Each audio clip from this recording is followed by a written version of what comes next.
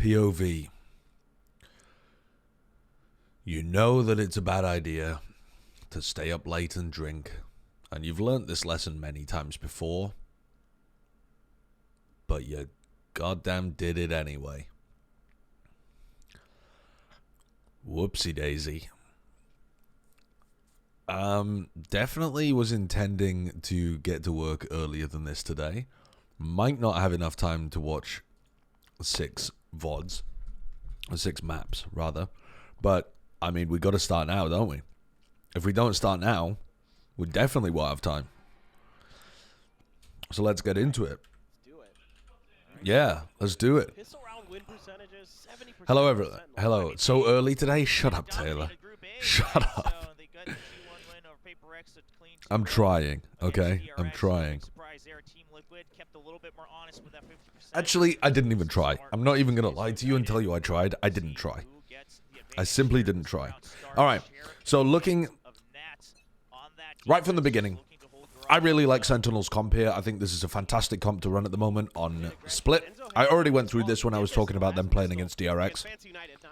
But yeah, I prefer it to the Team Liquid comp. So let's see if that plays out. Nats is trying to disrespect the Viper Wall over in B main, while Team Liquid play 3 towards mid, trying to catch somebody like Zekken or Sassy, but instead it's Nats that gets caught. He's trying to push out and get information in front of this Viper Wall. You can see that already finding value. And Nats isn't really going to be able to do the same thing on the other side because he has to commit his resources over to A ramp.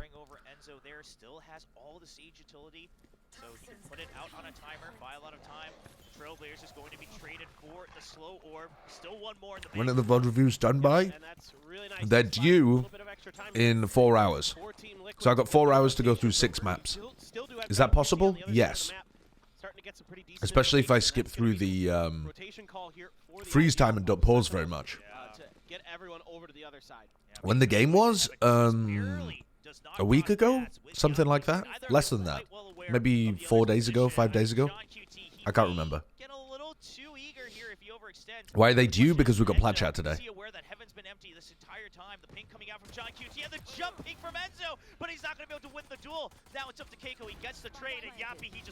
Oh my god, what? Team Liquid should not have won that round. I think Sentinels played that round really nicely. Yampy just popped off. I mean, you could argue that Sentinels should be trying to more aggressively reclear backside or something like that if you really wanted to nitpick, but I think most of the time Yampy just doesn't, or anyone just doesn't hit those 3 kills, and Sentinels wins the pistol.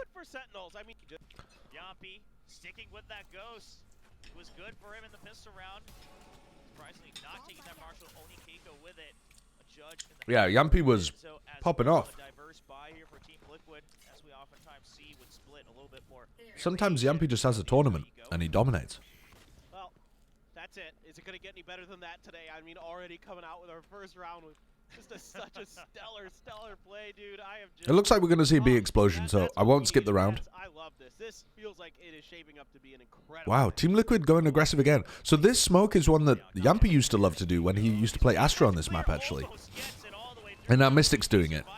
I think there's better places to throw the Omen smokes than trying to constantly refresh that one. Because once the attackers get in front of it, you really got nothing to play around. See, they've got no smoke on site, they've got no smoke in B main. Everybody's in front of what's going on. It's not going to punish them this time, but I'm just not huge on it. Kaikais, Kawans, thank you for the new tier 1 sub. Appreciate that, thank you. Oh, this is an interesting counter. Look at the smoke that Mystic's thrown in B main. So this is a smoke that I originally saw thrown by Avova a long time ago, years ago. And not many people do it. I like playing it in ranked sometimes. And it allows you to get really aggressive in B main. It's difficult for the attackers to be able to get through without utility. And so this is to try, again, to counter this Viper Wall that's happening over here.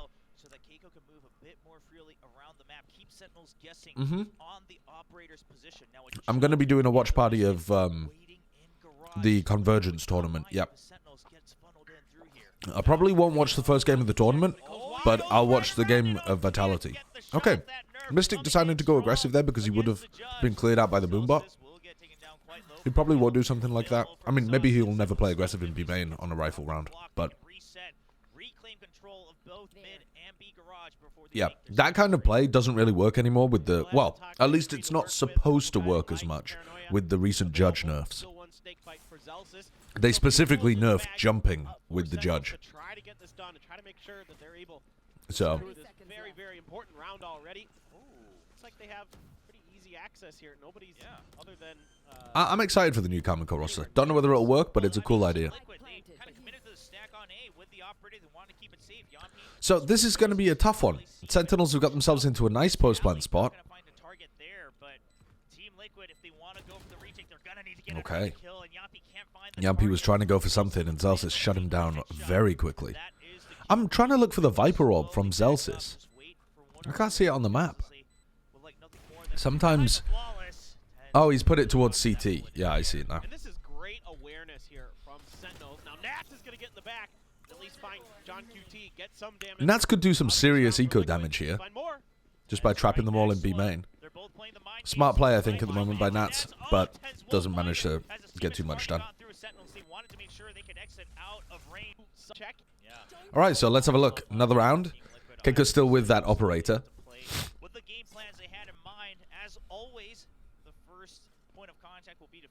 Deep mid wall. Tens teleports. Without the cages even being used over towards A. Tens just gets into a decent spot. Nice shot by Zekken as well. I really like how disciplined Sentinels are when they take mid control. These kind of rounds, very standard from Sentinels. We've seen them put a little bit of pressure over towards A, with Tens being a large component of that. And then they have two players go mid. So they've been running a lot of these, like either 1-2-2 or sometimes just straight up 2-3 defaults. And the mid players are really cautious at the beginning of the round. And you see in a round like this how it pays off. Because Zekken gets rewarded with a kill on somebody that's played aggressively in mid. And then, you know, later on in the round, Tens tends to smoke mail for them, and then they try and take mid with a boom bot, or sometimes with the Sky utility, but most of the time it's just on Zekken. They don't have the strongest mid attack in the world, but they're creating a lot of pressure over towards A, so it weakens mid in theory anyway.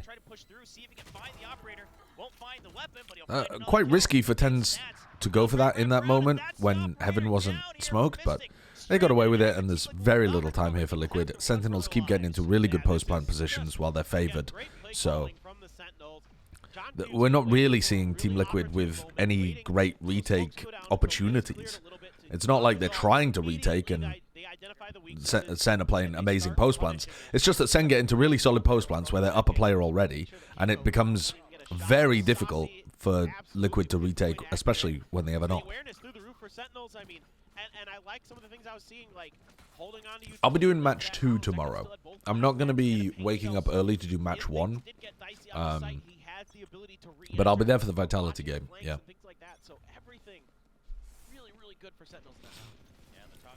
Okay, so there's the one way being thrown. Zelsis tries to put up his wall and get in, and Mystic just catches him with spam.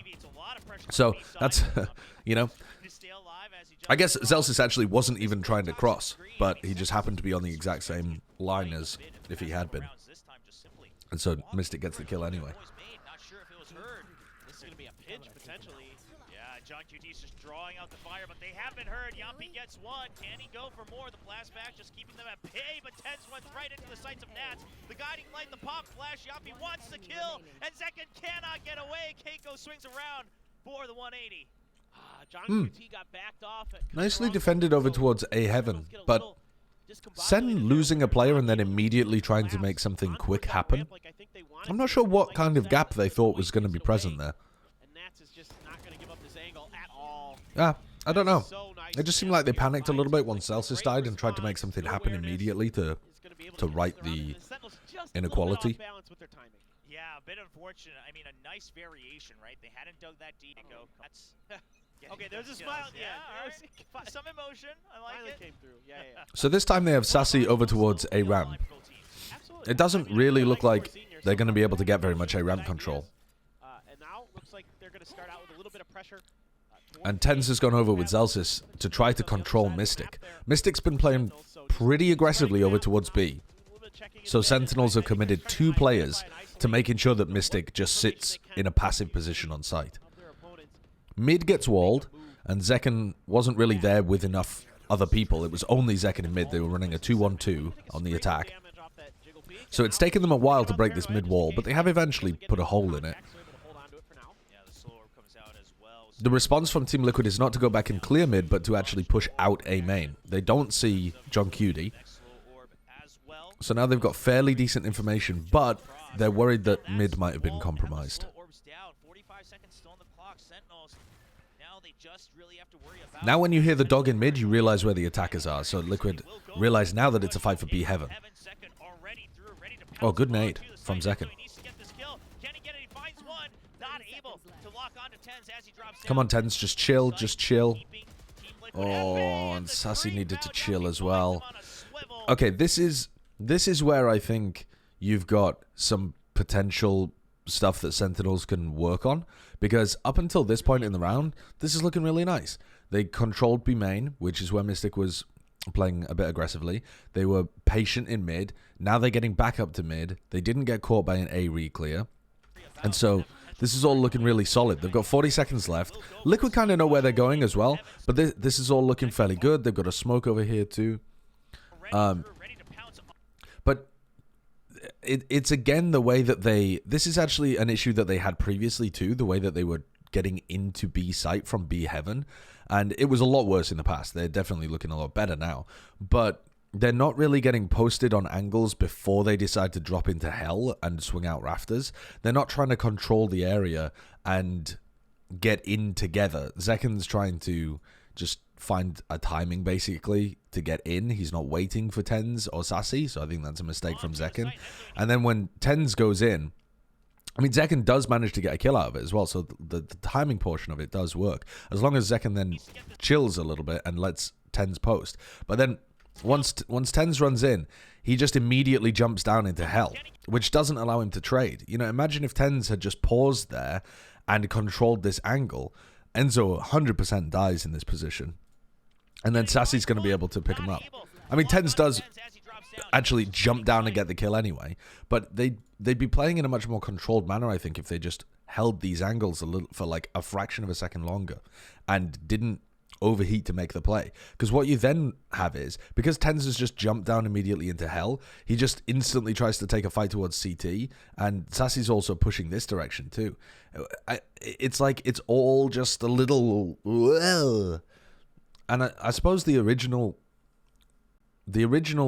things don't matter too much about Zekken trying to find that timing. In fact, it ends up working out well for him. And Zekken and Tens jumping into hell, he still manages to get the trade, even though it doesn't look optimal to me. But it's this period where Tens then faces CT and Sassy just walks in. You've already got a winning advantage right now. If Sassy just doesn't walk in here and Tens is still sat in hell waiting for other players to slowly clear out angles, they'd win this round 100%. And instead, they both just walk into players. And just being able to relax in these moments and have a little bit more discipline is going to allow them to close out rounds against better and better opponents instead of getting into winning positions like they were in this round and then throwing it away. This should have been a round win for Sen. Against 3 members, but he is relatively low. They are going to make sure they chase through, and he'll spray down 1, but has been fully blinded as Nats will get 1 point closer to his Viper's pit. Oh, man, I like I mean, the pistol round should have as well, but that wasn't really their fault. That was Yampy popping off. All right, well, they're going to call a timeout here, so maybe they didn't like what they saw. Actions are just as well that the clock had dwindled down so much in that last round that Love looking at the minimap. Oh, my bad. Sorry. I mean, dude, the rest of the round was just what you already saw, right? Sorry. But yeah, Tens just swings. Oh, he doesn't even swing, sorry. Wait, I didn't even understand what Tens had done. Tens teleports on top of the box. Tens TPs on top of new box to fight Keiko instead of just chilling or waiting for a teammate. And Sassy pushes into the smoke. I didn't even realize. I thought Tens just swung, but he didn't. He teleported on top of new box. Yeah, and basically everything else that I said about them tossing the round away. not able to clean it up just yet. John QT has been spotted, so Team Liquid well aware that this is going to be a left-right wide angle. Yeah, there's plenty of other spots that he can play there. I mean, he knows that Bro, what can he do? He could take the rope and go to heaven. He could teleport to the bottom of New Box and just hide. He could teleport to the bottom of New Box and play pillow with the rest of his team. He could teleport underneath New Box, wait for Sassy to get onto rafters, and then double swing Keiko. There's tons of things that he can do there. Initial ideas here from the Sentinels. They work the map really nicely. They spread things out. Eventually, they find some space into mid. Once the Sage Wall goes down, that's when they start making their moves, setting up the. He's got plenty of options. It's executed really, really nicely. They're going to come through, catch a lot of people off guard on the side of Team Liquid, and then they've got a decent setup. Doesn't really show it in the replay. There's pressure on it. That's when you can rotate. It helps as well that the clock had dwindled down so much in that last round that you kind of had to assume that there wasn't going to be much opportunity for Sentinels to pivot.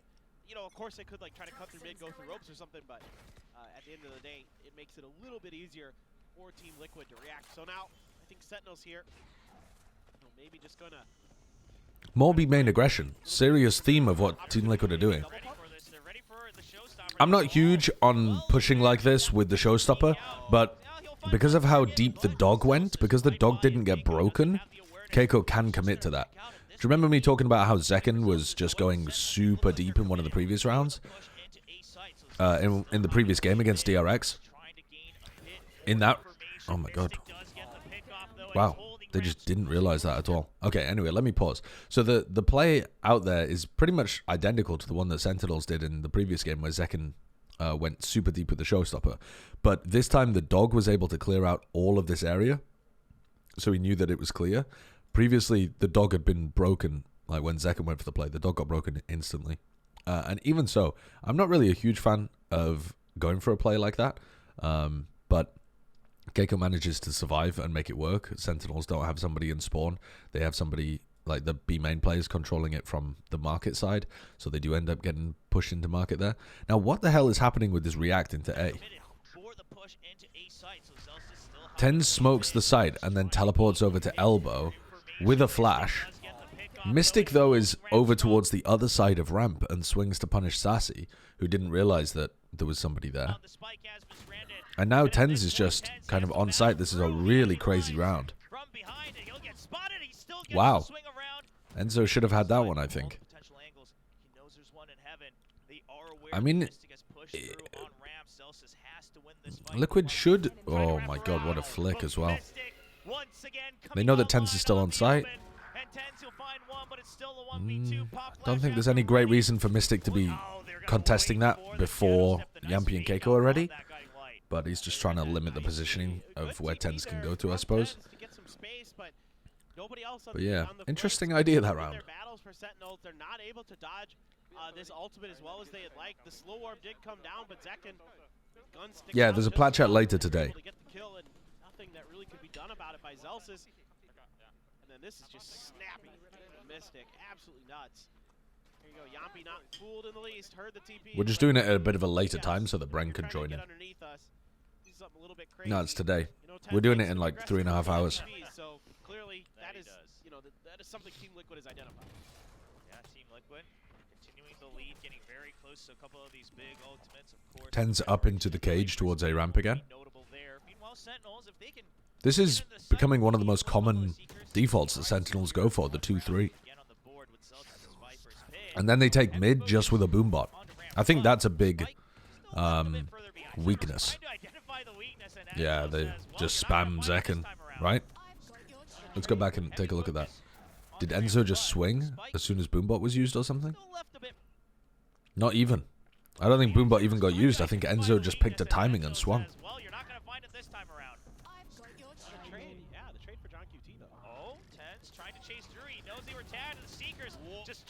All right. The shield there, but it's going to still be a 1-for-1 trade. TenZ, here's the shadow step, but it's Mystic. TenZ has the guess, and it's going to be in the smoke. The Omen mind games now. The Vipers. They're really using the Seekers to get super deep on B, and I like this pit from Zelsis. Now TenZ has got a weird situation, though. He's got to play really patiently and smartly. He's just walking down mid. He didn't even think about the fact that there was somebody potentially male, but I guess that's where Zelsis had just gone, so it would be unlikely. Oh, they're going to need some good utility here. Good paint shells, Paranoia to clear the backside of this if they're going to maybe have a really good chance with 10s on this lurk. Finds one. Oh, if he was able to stay alive, so much time would have been bought. But now that he goes down, Team Liquid confident they can go into the site. And Saucy going for another curveball. Yeah, we've just got too many people in different time zones this week. Saucy, he's got the ping down, and Team Liquid, they have no idea. They aren't even suspecting that there's going to be yet another member up in heaven. Celsius is just trying to draw even more gunfire. The defuse comes through, and there's the fire from the Bulldog. Yeah, another round where really nice mid-rounding from Sentinels ends up getting the win for them. Fantastic audible from, I mean, I would assume from Zelsis, to just follow the Seekers and pop down the pit. Really good. Their calling is so nice. Wow, yeah. I think that's a fantastic read from Enzo about what's going on there. He recognizes the fact that they're not fully committing to A ramp like it's a big A hit, so he's wary that Zekken's going to be trying to take space in mid.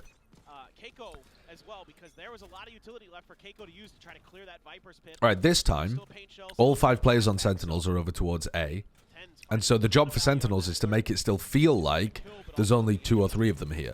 So they do the same things. Tens actually fakes the teleport. Tens loves actually TPing into that cyber cage. This time he fakes it, and they get caught out. They think it's just a fight for A ramp. Ooh, the nade is quite nice though from Keiko, but still. A nice positioning from Tens as well to be able to get trades. Resurrect online, but all the corpse is way out in the open. Spike planted. He's gonna have to do it on his own. Throws the slow orb. He will hear the drop. Trapwire online as well. Oh, are they gonna go for this? He's hoping that it's going to be a swing around, but at the very least, now it's a 2v2. Oh, the paranoia is so big. I mean, Tens has just lost this. Tens doesn't have the time there to click a better place on the map. Like, if Tens had maybe been able to teleport into heaven, he might have still been able to win this round, maybe by running out onto rafters, but it is so difficult when he has to ult away that quickly. That's just it's a round-winning play to res the Omen with Paranoia. That's a very high IQ play by Enzo, realizing that they have the blind there. Yeah, they just lost to an Omen flash. I don't think there was really any way of Sen winning that round once they didn't punish the res. They just got stuck. So it's a half by butt with still a bit of bite. 2 rifles.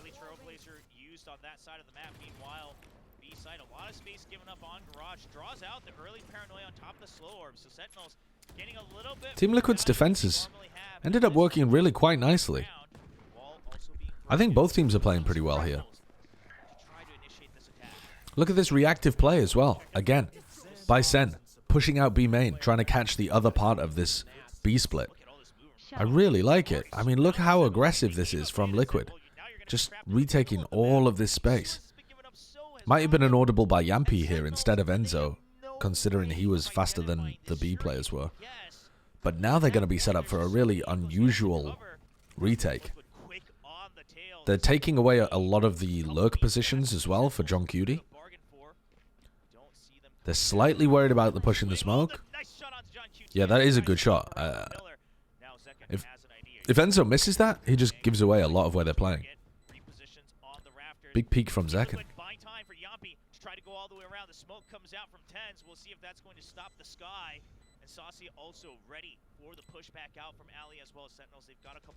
Sassy is giving them a little bit more space and freedom in CT.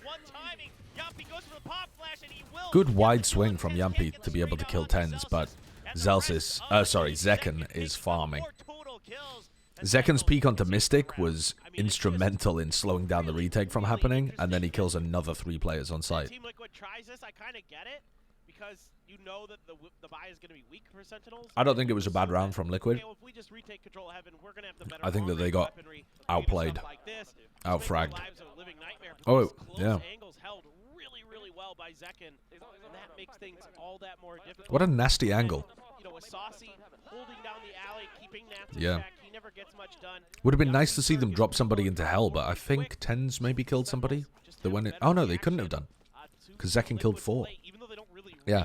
Again, would have been nice to see Team Liquid go for the one over rafters and one into hell, instead of trying to push everybody rafters.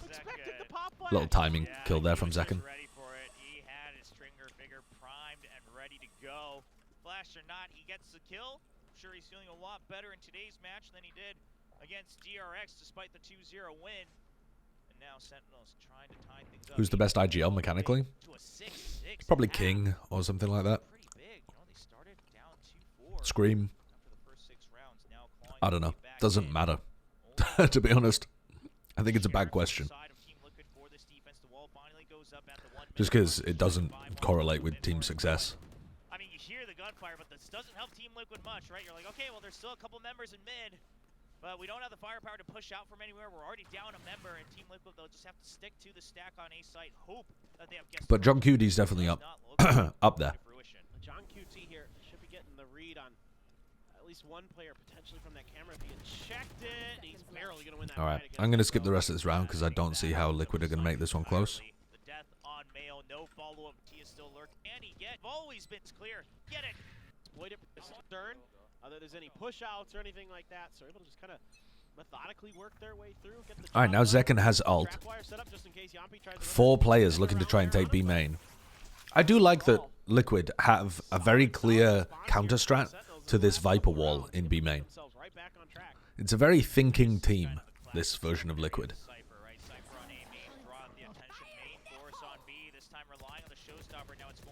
It's nice to see the difference from previous Team Liquids, I think.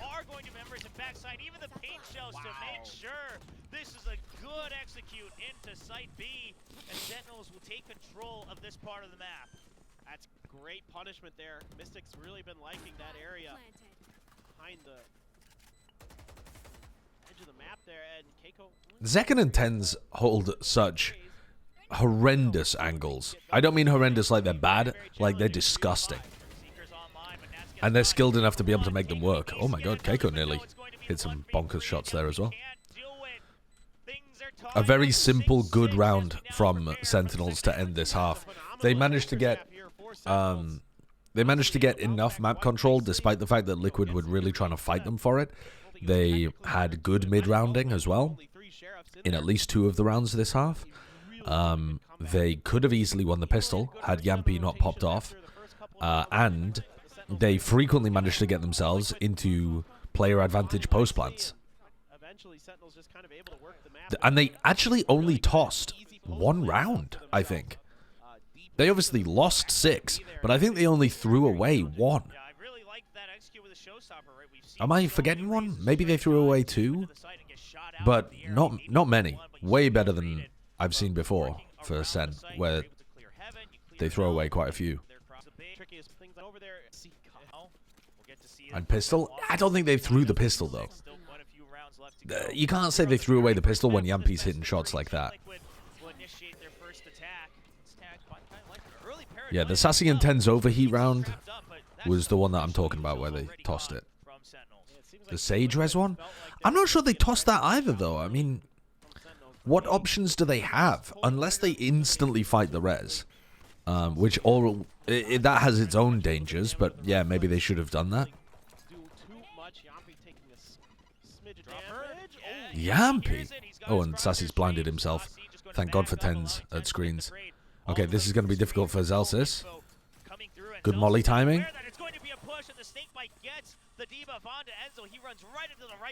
Yeah, I wasn't really counting the Sage Res round as a tossed round, but that one, if you were really harsh, you could maybe include that. But I'm not counting it. Good morning, Sato. Good morning. Saucy's still hanging on to a lot of utility. He's still got that Trailblazer in the back pocket if necessary. You know, Not sure if he's saving it for the retake or good. It is an interesting wall, yeah. I'm wondering if they do it on more than just the pistol. I think it's unusual to have your Cypher and your Viper playing both on the same site with this comp. You can do that, especially if you have more players fighting over towards A ramp. But hello. Oh my god. For the trade, still a numbers advantage for Sentinels as Spike barely going down. Keiko going for a very risky what? Double onto tens. I mean, that is dude, that looks like such a ballsy play, but the timing on it is nuts because it's exactly when the smoke ends.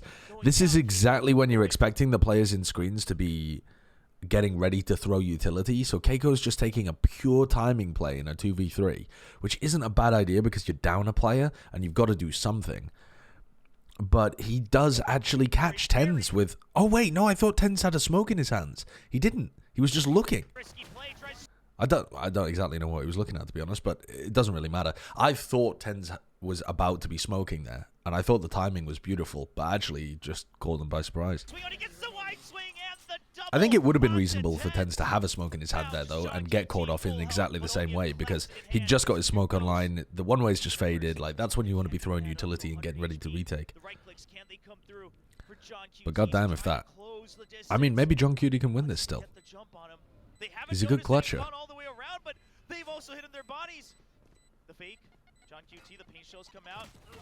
Oh, and the final player's gone heaven. I love that reposition from Mystic. Yeah, wow. That's excellently played by Keiko and Mystic there. They throw the smoke that allows them to reposition and get into a safe place to throw the nade. They don't even... There's literally no chance for John Cutie to win that round. But, yeah, Keiko's high-risk, high-reward play paid off. Just happened to catch tens in a little bit of a... I don't know what he was doing, to be honest, but I think the timing's good enough that it's not a total toss by tens, because, again, if he just had a smoke in his hands, which would be super reasonable, the same thing would have happened.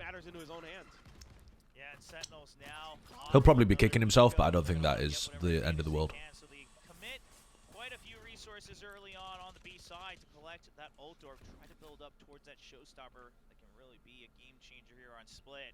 Maybe tens was trying to play anti-flash against the Raze and the Omen. That would be... that would be a weird error. Yeah. Looking for that. The Paranoia comes out there trying to create more distance, but Keiko just a bit too close. Sassy gets another one as well. I mean, it could have been some dumb mistake like that. Oh my god, they're winning this. Well, that's a true eco. Just running at them with classics. Well, that's a nice little lifeline for Sentinels. They'll take those. So, Zelsis is back to doing the default Viper wall. The one that goes across A Heaven and A Main. Yeah, we've seen some Marshall play from this squad coming over from EMEA, but on split, I gotta imagine it's a little tough. The guiding light just to scout out backside. Keiko will make some noise, but Zelsis also not greeting that as he doesn't want to give away a free rifle upgrade. Oh my god. This is the Marshall that we've been talking about. Well, that's a massive, massive kill. This would be a great time to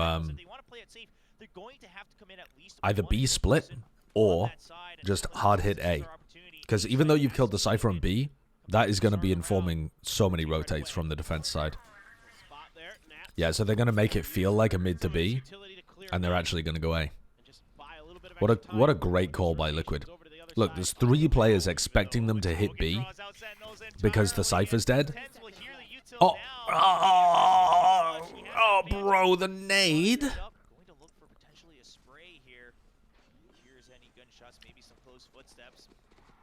Liquid not overextending just yet. Oh, and the Trailblazer does a spot. Keiko, what are you doing, bro? Now a 4v4 weapon still advantageous here for the Sentinels on the defensive Well, side. rest in peace this round. But they want to start pushing through. Not going to regroup altogether just yet. Oh, the wall blocks the blast pack for just a bit, but he's still able to creep through, and Enzo has no idea. He thinks he still has more time. And now the remaining two members of Team Liquid only one. They had a chance to win this, and it was a really nice call by Enzo. Goes for the pop flash. Zelsis buying But, time for the defuse, and Yampi will not find his target. Yeah, Great they for the Sentinels. Some nice shots took from some Yampi. risks because they were still down in firepower has been the through roof this event. weaponry, Missed a beat in that and regard. those risks But there's did a not nice pay off motivation at switch all. here. From tactics like that, the coordination between Tens and Saucy there is what helps win them that round. That much. So they're one away from Seekers. It looks like they want to try and play for that, possibly, in B main. Nope, they're just going to go for the dog. Another missed nade. Another missed nade. This play, by the way, will fucking roll people in ranked. The amount of times my brain has been twisted by someone doing this to me is outrageous. Smoke on top of new box, teleport on top of it, teleport again over into this corner. Dude, it absolutely twists people. Especially here when it's combined with the smoke over in heaven too. Yeah, that's a nasty play by Mystic. Yeah, there is a plat chat today. Just later on.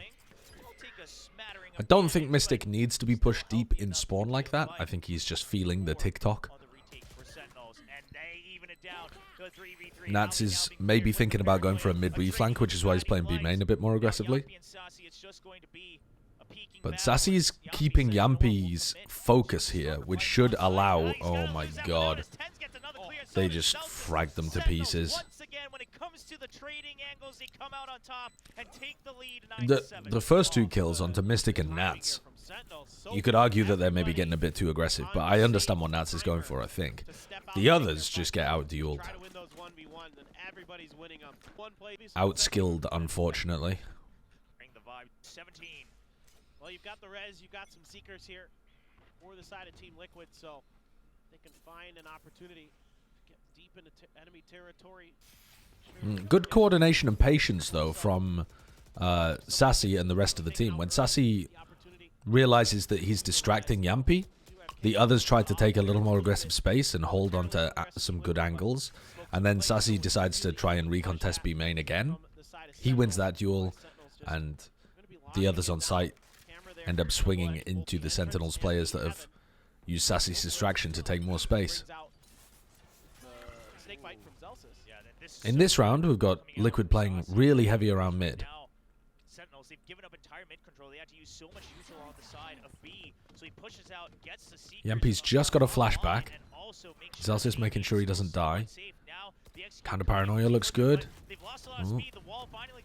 Nobody really able to push off the back of this, but that's just to try to cancel the hit from happening. Counter Seekers, I think, are nice here from Sassy. It's just going to slow down Liquid a lot. Yeah, not just slow them down. It's going to obscure Zekken, who gets 2 shots onto people and then gets an ult kill. I thought Tens would be good for that kill on the back as well, and now this is actually winnable still for Liquid. Zekken ace? Certainly could, couldn't he? Oh, he gets a 5k, but it's not an ace. Oh, what a swing by Nats. Okay, this round should never have been going to Sen. But I want to point out what Tens does here. He ults all the way into the back here, which is just to contain, I think. It's a bit of a wild play to go for. But we don't see it on screen. Nats swings into him, and Tens tries to jump away or something. I mean, look on the minimap. This is a really bizarre interaction here.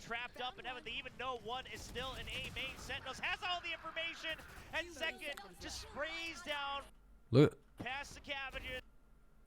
Look, so this is where Nats swings. goes Yeah, I mean, maybe he had a smoke in his hands or for the something. flank. Don't know. Not really sure. Hard to tell when there's no replay viewer, but that's Showstopper going out for a third kill. yeah, that's a Team round Liquid losing over play there. Guardian. Like as they send a bunch of utilities to teleport things back. However, there was still opportunities for his team to win the round. Nats just went nuts. Able to account for those off angles, the teleport from Tens, able to deal with it. Now Tens is an op, watching this angle. Unbelievable stuff from Nats there. Yeah, just what a heroic move to try to bring things back to a tie. Now Sentinels, a good adjustment. They gave up a bit too much space. They had to use way too much utility.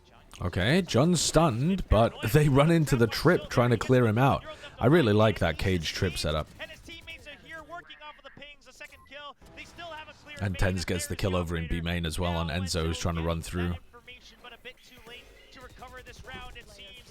Oh, and Celsius picks it up. Wow. They just got rinsed by the Cypher setup and tried to accelerate to overwhelm it, and it all went wrong. So we see Tens opping in the previous round, and he tried to pick the line over towards B main. So where's he going to be this time? He's not even posted at the beginning of the round. Okay, he throws the smoke the one way, and then he sets up on B main on top of the newsstand, which is a good op position. Yo, Retrograde, thank you for the 3 years. I wouldn't call myself slop. I'm premium content. I'm not what the pigs eat. I'm what their masters eat. I suppose the pigs can be the masters, can't they? Oh my god. Oh my god. That would have been fantastic looking anti-eco.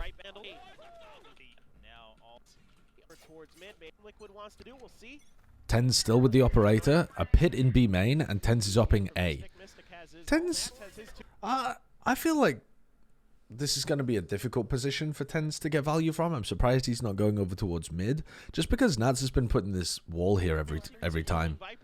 And you know, Tens can't see anything right now. It's just the spam though is good from Sassy. You need to be doing that a lot whenever there's cages or a wall, just to make sure that they can't cross. And the flash gets pretty good information that nobody did cross. So here it comes. Oh, he missed the shot. And Tens gets out. I like that. But now they're going to have to play replay. Oh my god. Wait, where are the smokes? Why is Mystic not smoking? Look at this timing. He's going to catch Yappy off guard. And now Team Liquid trapped within the site. Mystic does have from the shadows. If he's able to get one kill, he's going to try to swing back out, but I think they might have seen his barrel. No! Tens scopes out at the wrong time. John QT. It's a bit lucky, to be honest, for Sentinels that Mystic didn't swing and kill John QT first, because then Tens would have had a bit of a job trying to trade that with the rifle. Sorry, with the operator.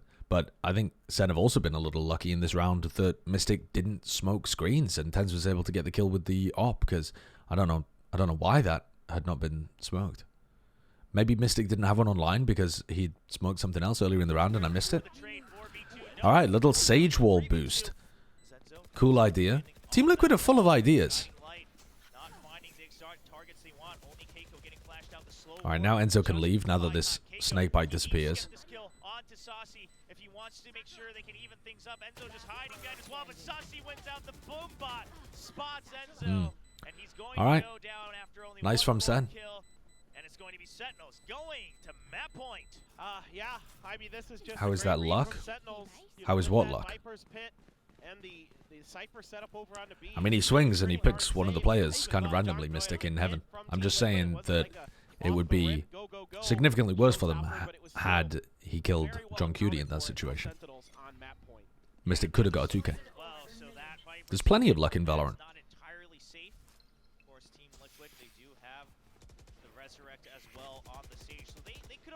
Happens all the time. Try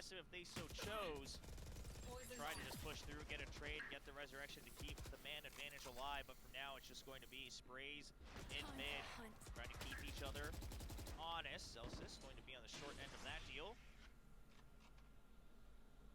Stuck. Trying to get through mid and all those smokes there. So Dog clearing out over towards A main and sets Tens up over towards ramp. Yeah. Absolutely true, Miles. Absolutely true. God bless Sentinels for rolling the grand finals. Still get the rotate through sewers, but he's got his crosshairs trained past the enemy's toxic screen. The camera and the trap wire is still so alive here. Pace shell at the ready for second to make Another sure missed nade. parts of the site.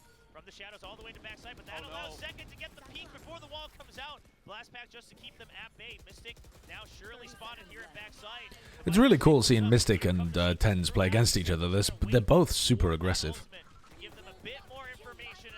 I think Mystic has made more TikTok plays than... maybe that's not true.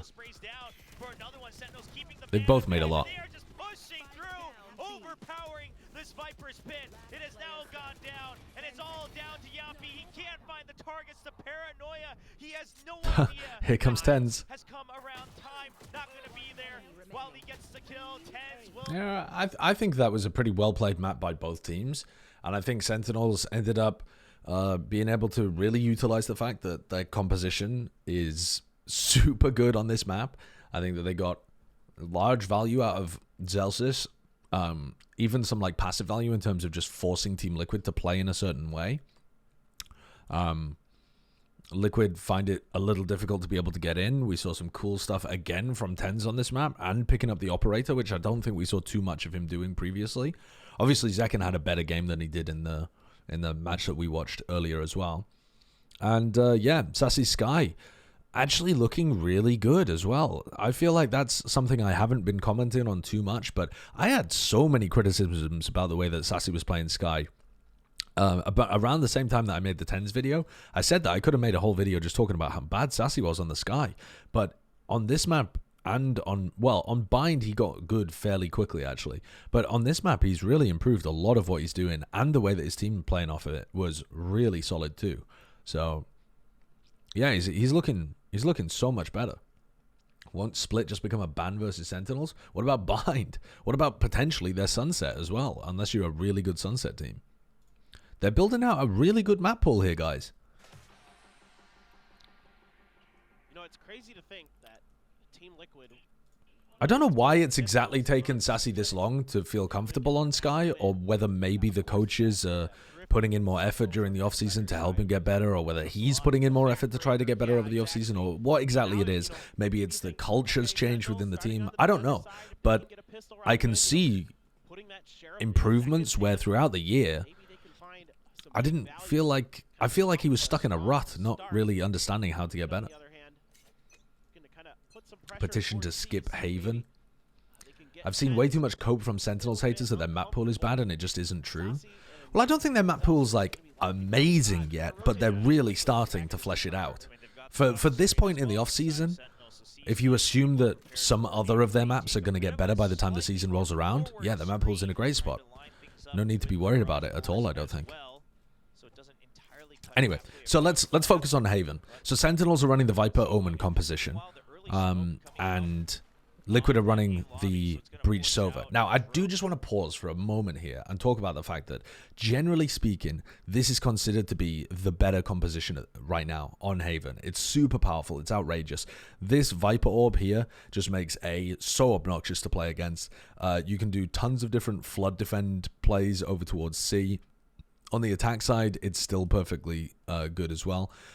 But there are some ways of outplaying it with the Breach Sova comp, and it's about making sure that you take away good positions that the Viper comp wants to play around. So specifically, if you're hitting A, this area here ends up being really, really important, because this is the area that people are going to come in from the rotates and try to play in, and they're going to be holding this kind of area. So if you can flood a bunch of Breach Sova utility into that direction, and if you can try to save your utility to anticipate the people flood defending and do a lot of flanking on the defense side so that you get around so that you're retaking from many different angles instead of getting bogged down by the Viper util, I think you actually can still win with this Breach Sova comp if you play it really well.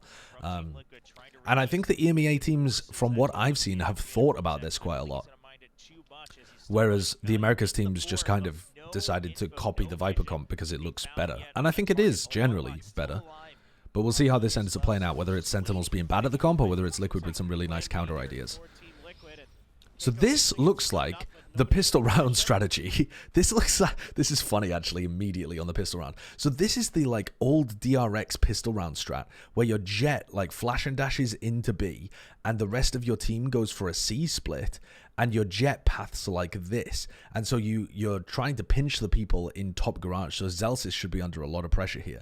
Normally this gets countered by people over in top C coming back to help and throwing good counter utility, but it's just a really it has a lot of value because it's unusual pathing. In this situation, though, they get caught by their own stun. Keiko gets caught by Yampi's stun. So the whole strat is just fucked right from the beginning. Just right from the beginning. So that's... I mean, that is just GG go next on the pistol round. You didn't even get to see the strat at all because they just... The main component of getting the Jet into a good position just fucking got stunned and died. God damn. There you go. A big pistol win. Once again, just read here in front of B, right? He's not necessarily... Alright, so that pistol round is just a wash. That wasn't even Sentinels responding to it amazingly. And they responded to it fine, but Team Liquid just beefed it. So that really kind of keeps it in Sentinels' minds that this is still very likely to be a C hit. They're allowed to hold their feet. Yampi once again with that Marshall. Not going to find the value. It's going to be a double for Zekin. Yeah, Zekin's just holding that line. Okay, Zelsis gets caught. Ooh, and John Cutie just runs into top garage thinking that that is clear, not realizing perhaps that his turret's been smoked off. Not a bad round to learn about that though. Certainly not a bad round to learn that they're smoking off your turret because you're still probably going to win. But Mystic smoked off the turret there, and I think that caused a lot of problems in Garage for Sentinels. And there's a few different things that you can do about that, right? You could try and put the turret on the other side. It's not as good a position. You could try and put an alarm bot close B. Again, these are not as good generally, but they're good if your opponents are going to be constantly countering that turret spot. You could also put your turret like more exposed. You could put your turret like here, for example. John can try messing around with his Killjoy setup a little bit to make sure that he still gets info. I think the alarm bot close to the door seems like a good idea. This is pretty good shooting off the rip. Again, not really taking much damage from those Marshals. Yeah, okay, Nats gets a gun, but so let's skip forwards a little. He's put the turret in the same place here. So he might still get caught out by Mystic's smoke, but if he stays in top garage, he's going to be able to hear the smoke. So very standard defensive setup here for Sentinels. But they are going to need, in about 15 seconds, to get some information again over towards A. Whether that's dogging short, flashing long. I think the flash long makes the most sense. We'll see if that's what they go for. Oh, okay, so the breach just flashed there. So if you wait like 5 seconds and then flash, this would be really good info for Sassy. Oh, aftershock, alright. So every time it feels like Sassy should be getting info, they get info anyway. Oh, and he actually flashes down short and doesn't see anything, so he might think that this is fake pressure now. It feels like Team Liquid were maybe waiting for that Sky util to get used so that they could open up a different site. Do you see what Liquid have done there? They've put a lot of pressure over towards A, and as soon as the Sky util was used to try to gather info, they immediately pivoted into a B hit, and now they're into a post plan. This looks really quite nice to me. Great timing on Team Liquid's hit based on the defensive utility being used. Oh, that paranoia is so fat. Oh. God, that paranoia was almost amazing from TENS. If it was old paranoia that went a bit quicker, I think that could have potentially won Sentinels the round. I could see the vision. I think this is a great round by Liquid though on the anti-bonus. We'll see whether Sentinels get caught by that again. But another thing that they can do in the future is if they want to keep 3 people A, which you often do, they could pull one person over towards the B connector. So like you play 2A, one in the B connector, and then one here, one here. Rather than having full 3A, they just play one in like that kind of area where you can maybe throw some kind of, or at least you can get information for earlier rotates over towards B. Something like that. This is a great reaction here by Team Liquid to say, okay, well, Sentinels are trying to get into our backlines to disrupt our post plant. Let's make sure that's done. All right, again, Team Liquid putting a lot of pressure over towards A early on. Mystic teleports into the spot. They clear short with a recon. Same defensive Killjoy setup here from John Cutie. And Nat's turret got broken. He put it in mid window, I think. I wasn't paying too much attention to it, but I think he put it in mid window and it got broken. So now Nats is just waiting for the push in mid. They know that it's possible the Sentinels could have pushed mid here. Alright, so Liquid are very... Alright, the Sky reflash into A. So they didn't see anything... So the Sentinels didn't see anything with that flash. They got negative info. They think that there's nobody in this area, at least as far as they can tell. So either maybe you would want to go for some kind of reclear, or at least you would want to pull somebody away from the site, as Celsius now is.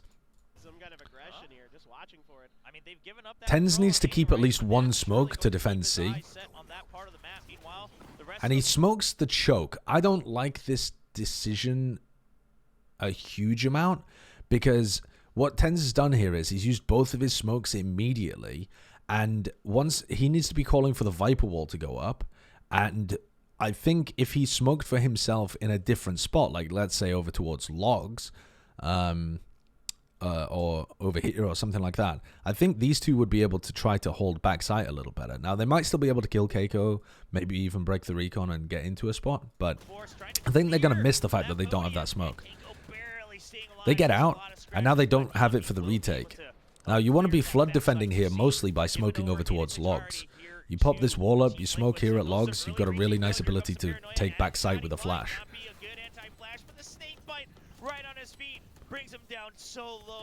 Nanoswarms there, keep everybody back for a while. And Tens doesn't have another smoke for a long time. Oh, here we go. He's just got one back. So he smokes the choke point again. They use the Viper wall to get into backside. So now there's no... Yeah. It'd be nice to see them smoke the spike here as well, but still winnable possibly. Very difficult though. Yeah, I think Haven's quite a difficult map to play as the Omen, because you have to be really conscious about where you put your smokes, and I think that a lot of the time you're going to want to...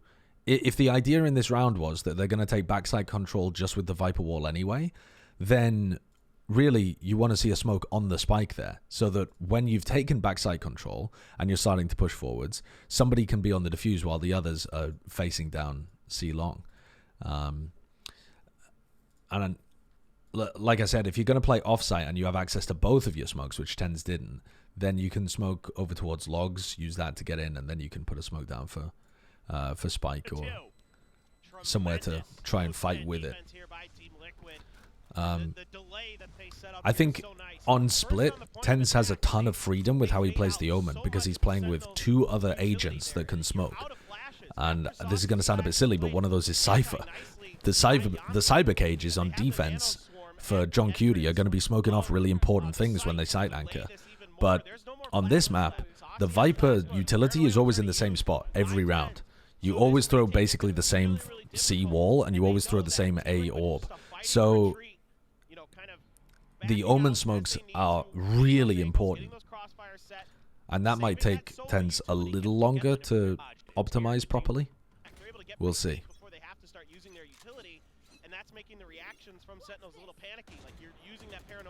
Yeah, I think Celsius was late on his wall, but I doubt that's to do with Celsius so much as the communication from C.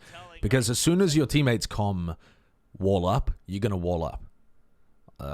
But if your teammates don't comment early enough, then you're probably going to be later on it.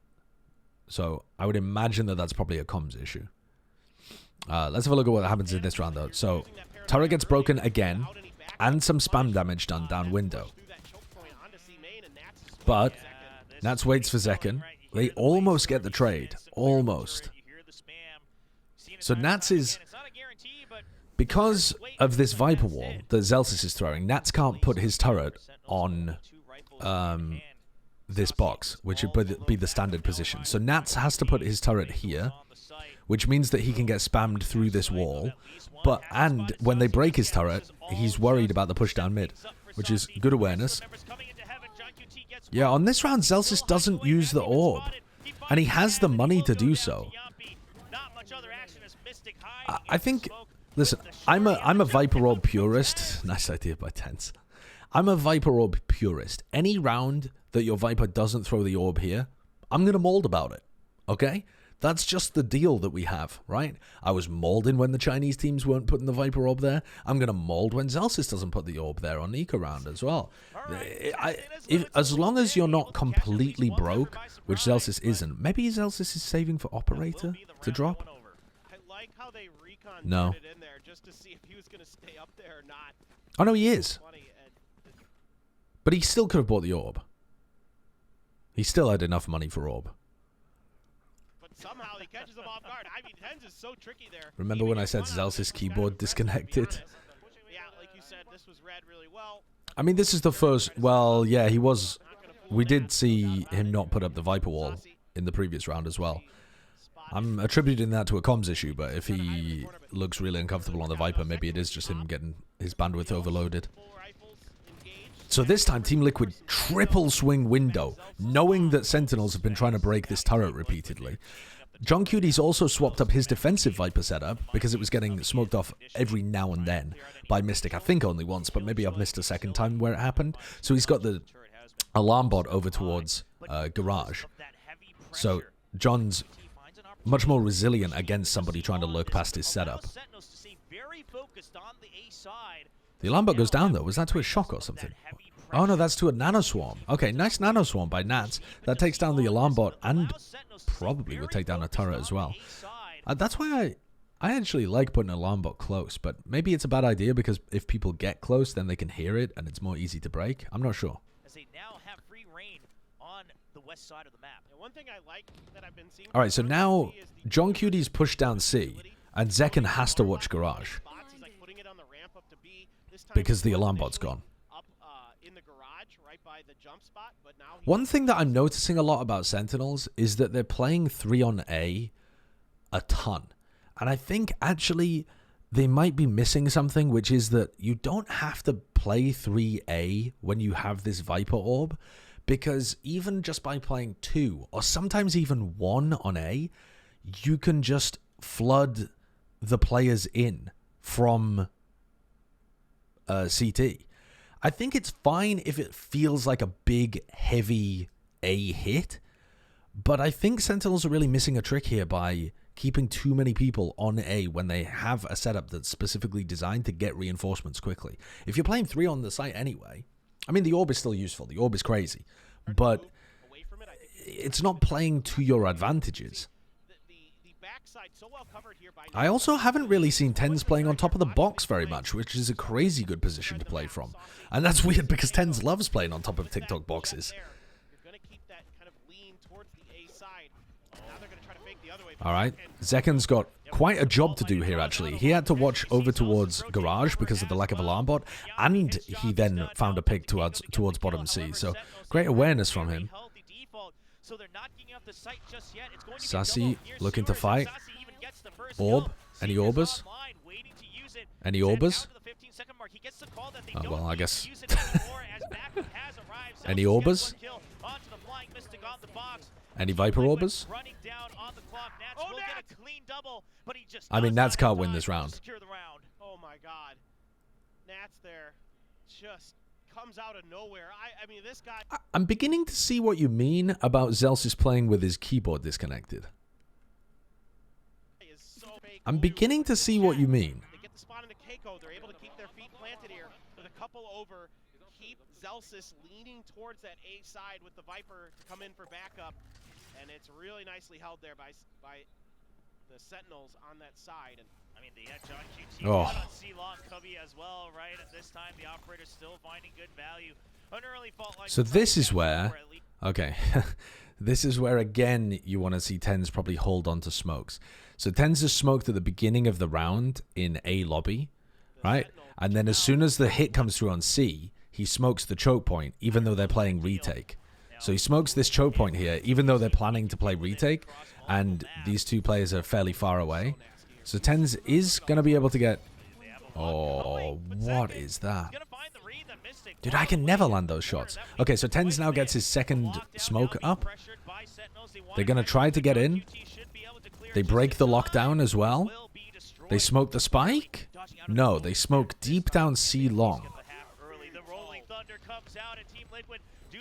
Tens manages to teleport in front of the breach ult almost.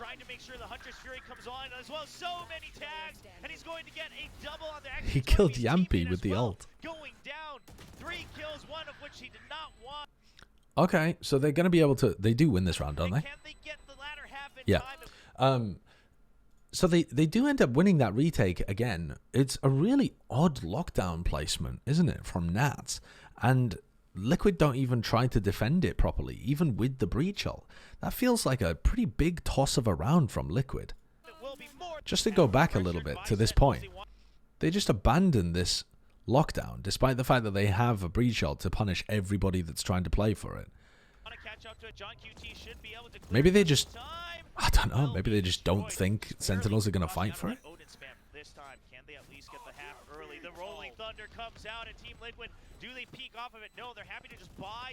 And then none of them use the breach ult to actually go forwards, and they just get sprayed. That looks like a pretty horrible post plant to me. I think there's much better ways of playing that for Liquid. The Molly stopped the flood. I mean, Nats already ran through it, and the other two I don't think we're even going to try.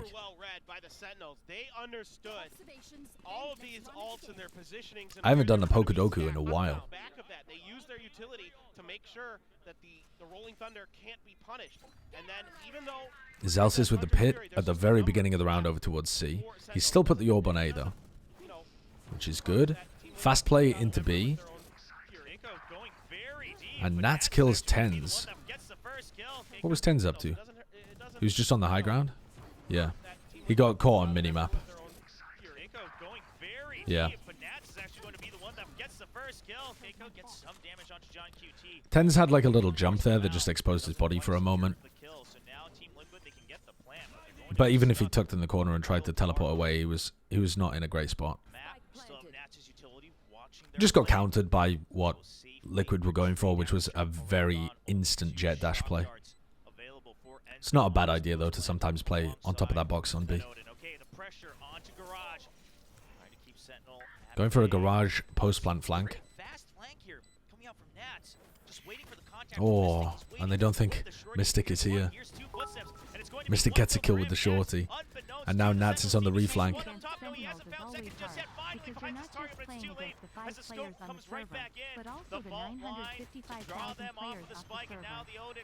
True, true. I think Sentinels should have been a little bit aware of Nat's flank, but it's so difficult to deal with a garage reflank when you're trying to retake B because there's just so many things to be worried about. You have to clear the site, you have to be worried about people swinging you from mid, you have to be worried about the garage reflank or any post plant utility. So rotate through, get some high impact kills. I like kind of what Sentinels is doing here. They're buying some good time, but also a flash doesn't catch Mystic in that smoke. yeah, the garage reflank is just a super good strategy. As long as the attackers take garage control, it's very difficult to deal with. You can only stop, most of the time you only stop them by Well, the counter operator here for Keiko, but it just gets shut down. Wanted to touch on that, but there's been a lot of this map has been a lot of the early round has come down to pressuring this middle lane of the map. Of, you know, who breaks the turret that Nats is going to try to throw? Are the defenders posted on B? Are the attackers going to triple swing window? You know, that kind of thing. And Liquid are trying to play really quickly here as well. We saw an instant B hit in the previous round. Now we're seeing a very quick C hit as well. Nobody's set up to flood defend on C, so this is going to be a full retake. I don't know. I don't think there's any reason for Tens to be smoking B at the beginning here when his team had an op posted on it. But I don't think he's going to get punished for it too much. One player got detained. Oh my god, Mystic got caught by that. Oh my god, Mystic got around the corner. Okay, but they get the smoke on the spike this time, which is the first time they've managed to do that. Oh, almost. Too many people got caught all around the rest of the map here. You know.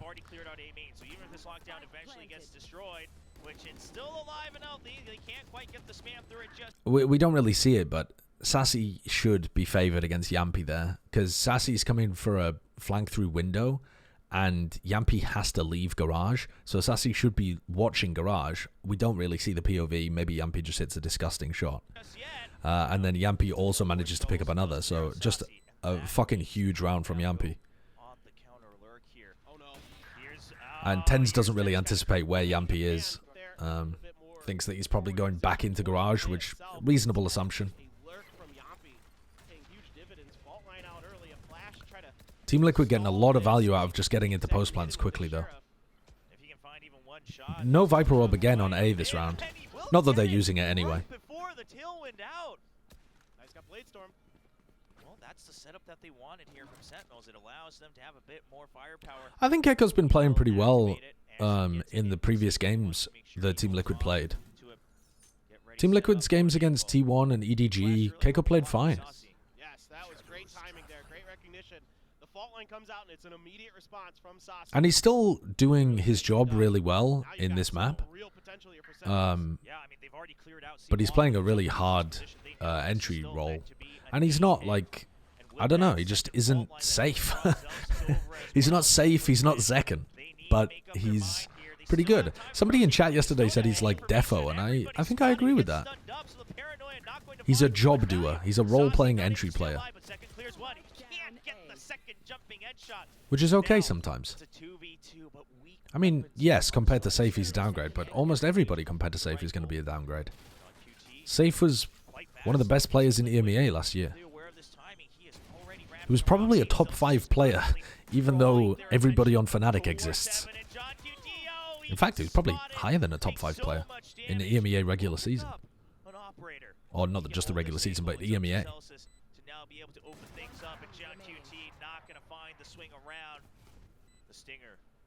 The legendary run and gun, will it happen? Celsius bring up the turret first. Can't get one out of Okay, my job as soon as I plant this spike is to check long 8 to make sure that there's nobody flanking there. That's immediately what he does, and that's just great awareness, great planning from Team Liquid. Starting 3 on A again at the beginning of this round, which, yeah, I don't think is necessary. Are they going to try and double face? Whenever this team picks up that weapon, Enzo becoming just as paranoia incarnate. Again, one of the big reasons that you play this Viper Orb is that if you put the Viper Orb up, you can have 2 players fight short without getting punished by the person long. But in this setup, if you put the Viper Orb up, or even if you don't, you've got Sassy trying to hold off the long players while you double fight short. It's just unnecessary. The Viper Orb's already doing this stuff. You don't need... They're just not really... They're not utilizing it. Even with their setups, even with the way that they're theoretically approaching their defense, they're not thinking about how they can make the orb work for them.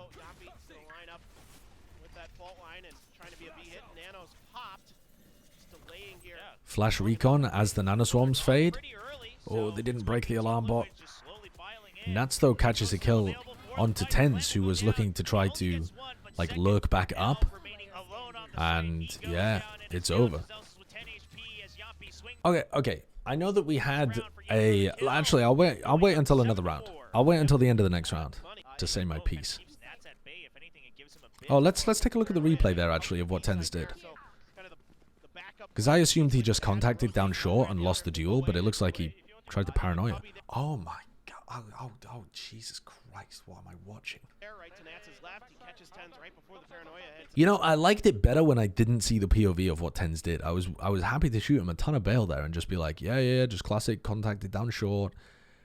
Thought he could find a timing and ended up getting punished, and now he's fucking jumping around with the paranoia in his hand. Like, what are you up to? Mystic in spawn.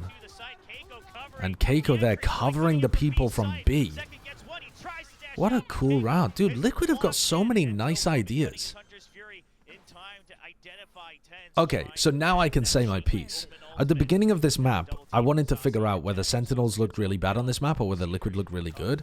And I think it's both, but in a way where if Sentinels were playing better, like if they were playing the stuff better that we were talking about, not necessarily having 3 players over towards A all the time, actually getting value out of their Viper utility much more heavily, I think it still wouldn't matter too much. I think Liquid have got such nice ideas on this map.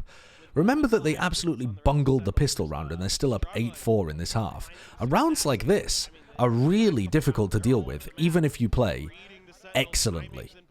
So, while I do think this map looks like it's lower down in the Sentinels map pool, and it looks like they've got some fundamental understanding problems of what they're doing with this Viper composition, I think I'm rating the Liquid Haven coming off the back of this as well. This team has not got the most firepower in the world, but they've got some very good ideas, and their coordination on these set plays and these, like, ideas that they're bringing looks really clean. And they're not just getting into post plants and then playing, you know, everybody offsite playing a boring post plant. They beefed one of those post plants when they played with the lockdown and the breach ult, but most of the time they've got good ideas for the post plants. They've got some garage reflank going on, or they've got, you know, some control over a garage when they're in a C post plant, or, you know, something going on that's interesting like that to make it difficult for the retakers. So yeah, I like it. I like it.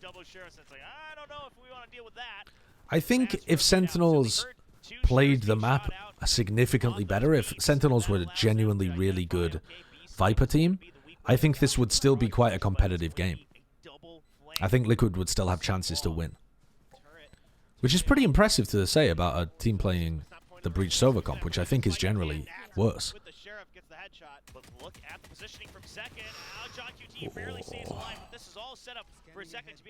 Yeah, Zekken's flank here looks devastating. Oh, Zekken whiffs. Enzo was missing every shot, and then he hits the shot that matters. Yeah, no time for John. He just owns Nats at the end through a smoke, just for a bit of fuck you power. It nearly gets knifed. It's just like completely just Sentinels have no idea. Oh, that shock dart is massive. Well, yeah, 2 members scratched down quite low. So, unfortunately, it looks like we're not going to see too much of Sentinel's attack side. Liquid trying to be prepared for a bit of chaos.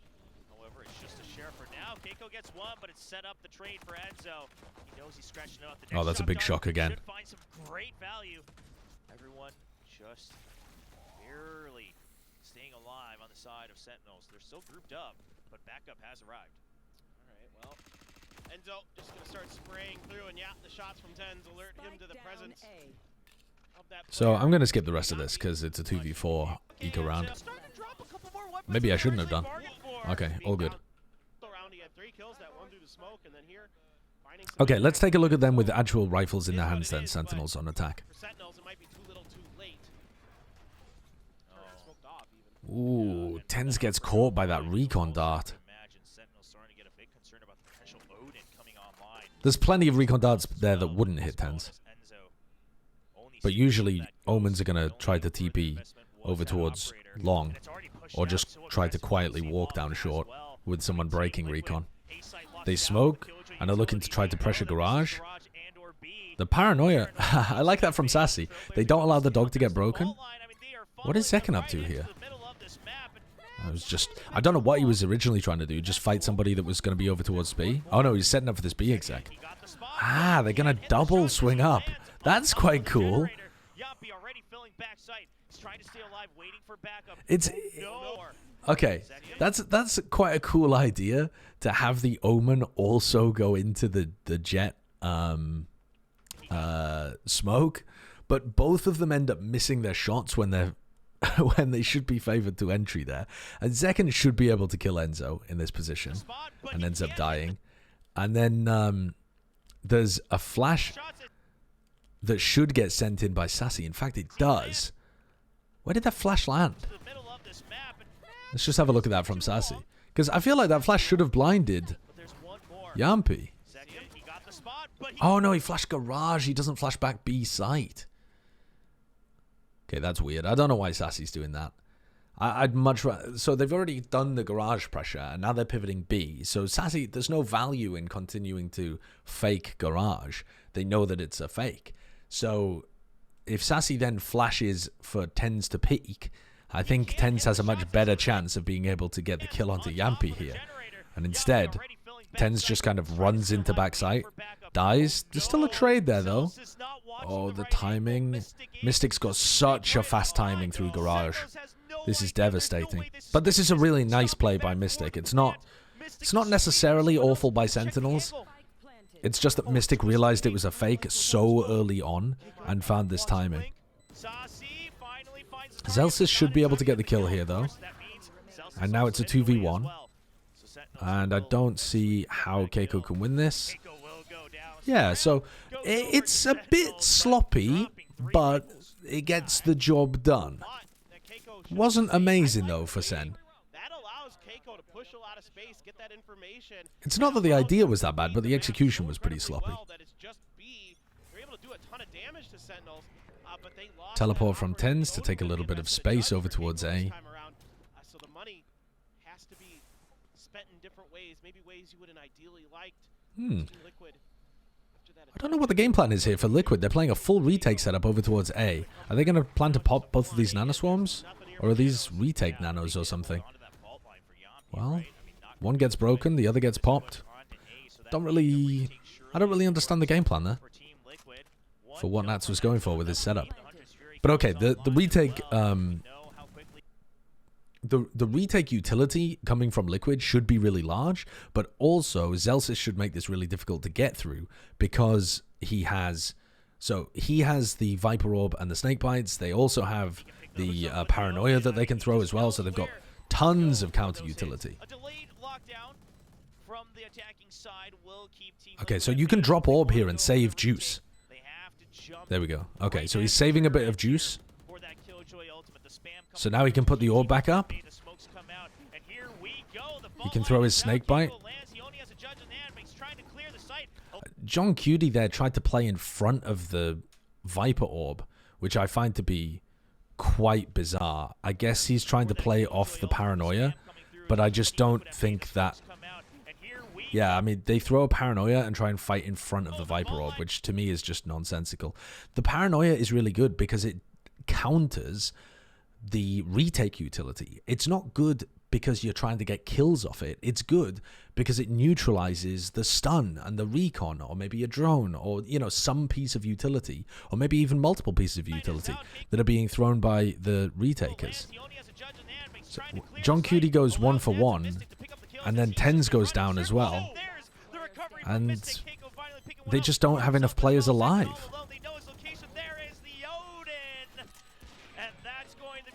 So I think, yeah, fundamentally misplaying how the post plan should best work there. Zelsis already uses the molly. I'm not sure exactly when Zelsis used the molly, but he did use it fairly early on. He uses the molly right here. So he uses the molly to try to stop them getting in before the lockdown is even used. So I think Zelsis could also be more patient on that. But maybe they just haven't communicated the game plan properly of, like, I'm going to ult early, says John, and, like, I'm going to Paranoia, you know, I'm going to flash when they recon or something like that. I'm going to flash when they stun. I don't know. It feels like a very wonky post plan. Doesn't feel like it's, yeah, great understanding of Sen of how they want to play that. Sassy has Seekers. Enzo has ult, which is great to try and deny some kind of plant. That's alright. Doesn't want to ult the Jet, of course, even if he was in a good position to ult. They're going to go for a re-clear of A long with the Breach and the Killjoy. What? I mean, what a shot for Yampi to hit. Just immediately deleting Tens. I can't believe Tens was even faster with it. But That's bold. I guess it's because the Jet is in mid, so they think there's not going to be that many players there, but damn. Okay, so anyway, Sentinels with decent weaponry are now in a post-plant A, but they're not going to be able to get the plant down easily. Oh, and Celsius gets tagged. A lot of pressure coming through right now. Celsius, again, is inside the orb. That's the second player in 2 post plants that's died inside their own Viper orb, which is a weird way of playing these things. Let me go back and just have a look. What is Celsius actually using his snake bites for in this round? Okay, so he starts the round with 2. He uses the first one at the beginning of the round to stop the short push. Which, there are definitely a few teams that do that. But then he uses the second one here. Which, I don't know what that does, to be honest. Hello. Hi. You've got very bad head. How you doing? I'm okay. Did you have a nap? Oh, yeah. Yeah. I sure did. I don't know what time it is. I don't know what day it is. I don't know where I am. Love you. I love you. Okay, I've got a lot of work to do. Okay, I'll leave you be. I had no dinner plans. I just ate an entire quiche. Where'd you get a quiche? There was one in the fridge because I bought one a while back. I never even saw it. I don't think I'm opening the fridge. So yeah, I don't need feeding for like another month. Fantastic. But I don't think he does, though. Yeah, so... Yeah, Zelsa's Viper not looking very good on this map. I think he'll get there, but probably needs... Well, it definitely needs a lot more work. But even if Zelsis individually improves on the Viper, I think there's still some overall ideas problems here from Sen. Thank you. These 1v1s still dodging all the utility. Trying to find the early peek off the dart. Here's it. Not. Oh, okay. He will find the target. A little bit delayed, but he'll find the kill. Identifies Yodin, but he's so low. The left click just going to be held. There's no way John wins this round. Oh my god.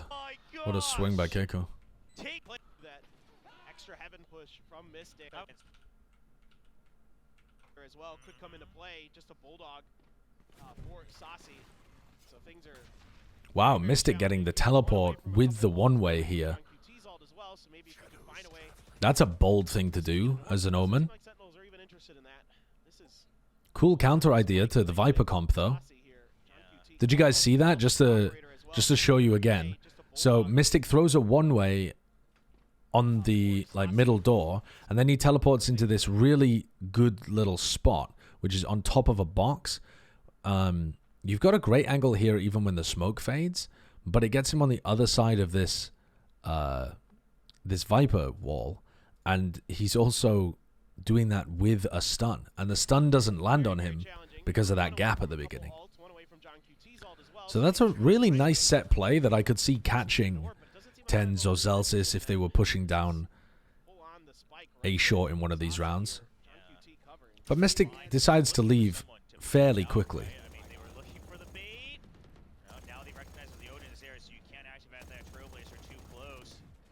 And we saw Enzo getting a huge amount of value from this position before when he was playing against, don't know, who was it? EDG? However, amidst all this chaos, once again, Keiko pushes up all the way on C long. The rest of the team able to focus in here on B. So they have Tens posted really deep down A. They drone out through B. And Tens might be telling them at the moment, I don't hear anything over this side. The operator's over towards C as well. So John is calling for them to pivot A. John is like, go A, go A, go A, go A. They've pushed out B. Their op is on C. Let's go A. Zelsis taking a risk, continuing to lurk even though they're down a player, rather than getting in a position where he can actually play the post plant with his orb and his Snakebite, which again I think is the... remember, there's a lot of pro teams that call this the, like, protect the president comp, where the idea is that you're protecting the Viper to get into post-plant positions, because the Viper is just crazy good in post-plant. So the idea there that Zelsis is going for the lurk while the rest of his team reacts into A, just, again, doesn't make too much sense to me. Enzo misses. John with a counter ultimate. Now John is going to get pushed here. John needs help. They go 1-for-1 down short. Keiko catches one. They back away from the attacker's Killjoy. Ult. Oh, little flash. How do they dodge that, man? How does Mystic dodge that? Oh, and Keiko straight onto it. Dude, guys, how can you guys be mad about Keiko? How can you guys be mad about Keiko? He's playing really nicely. He didn't overcommit to fighting John Cutie when he ulted in the corner. He's got discipline, and he's happy to be aggressive. I like Keiko. I like him. He doesn't know. What does he do in the final map here to so twist all of your opinions of him? How bad can it get? Sunset's his worst map, but they're overreacting. I mean, every other map that we've seen him play, he's been fine. He did miss a bunch of nades on Split, but he didn't play terribly on Split. He just missed a bunch of nades. Unless he team kills like 4 times on Sunset. I don't think I'm with you guys. Yeah. I was gonna say just real quick, the only team that's best of the Sentinels on this map so far, PRX. PRX looks to. So the way in which PRX dominated Sentinels is that they were good on the attack side, where Sentinels has previously struggled on defense, which is the first step for Team Liquid. And then also, when Sentinels moved to the attack side, they just dumped utility into this area of the map so that Sentinels wasn't able to go for A execs. But step 1, stop Sentinels from winning any rounds on their defense. Normally, Sentinels look pretty bad on defense. They tried to run a lot of trap plays with the Breach. Zelsis is now playing the Breach, and Tense is playing the Omen. Let's see what's cracking. So they've got John Cutie with his cam. This cam that's thrown from up here sees a shit ton of stuff. Tense gets stunned at the beginning, but Zelsis is in a spot to support that. Paranoia used to try to stop them from coming in, but it doesn't land on anybody, and Team Liquid still just walk in, even though they're in a 4v5. The smoke is now gone over towards Market. I like Mystic's positioning. Sentinel's trying to get into backside. Zelsis with a good stun. Oh, but Mystic already finds the timing onto him. Wow, Mystic really anticipated that stun coming through, because I actually really love that stun. The stun comes through here, catching all the people that are going to be in these, like, tucked spots in post-plant. Wow, they just stick inside the smoke as well. Good smoke on the spike.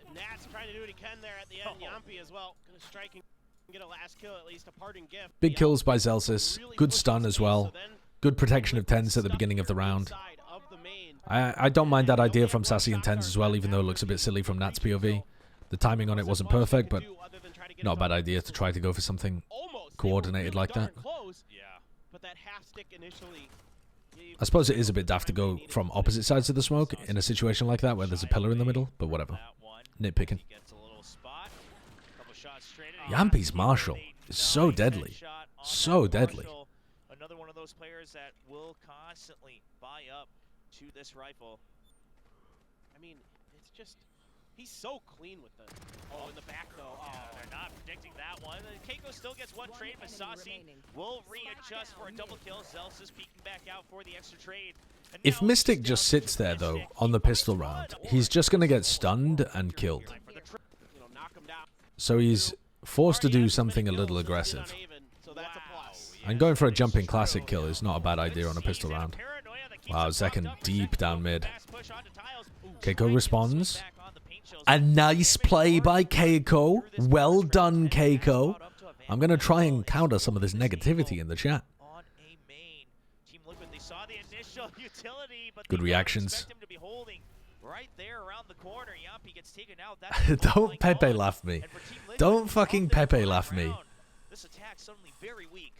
Now they should have an inkling that he's going to be on the right, but then you've got Zelsis sliding up on the left here, so Sentinels trying to set up a bit of a trap play off of this smoke that 10 set up. They have to creep up. 10's getting 2 kills just by Right on cue into the crosshairs. holding Still little fine. crack Vision of angles. one as well.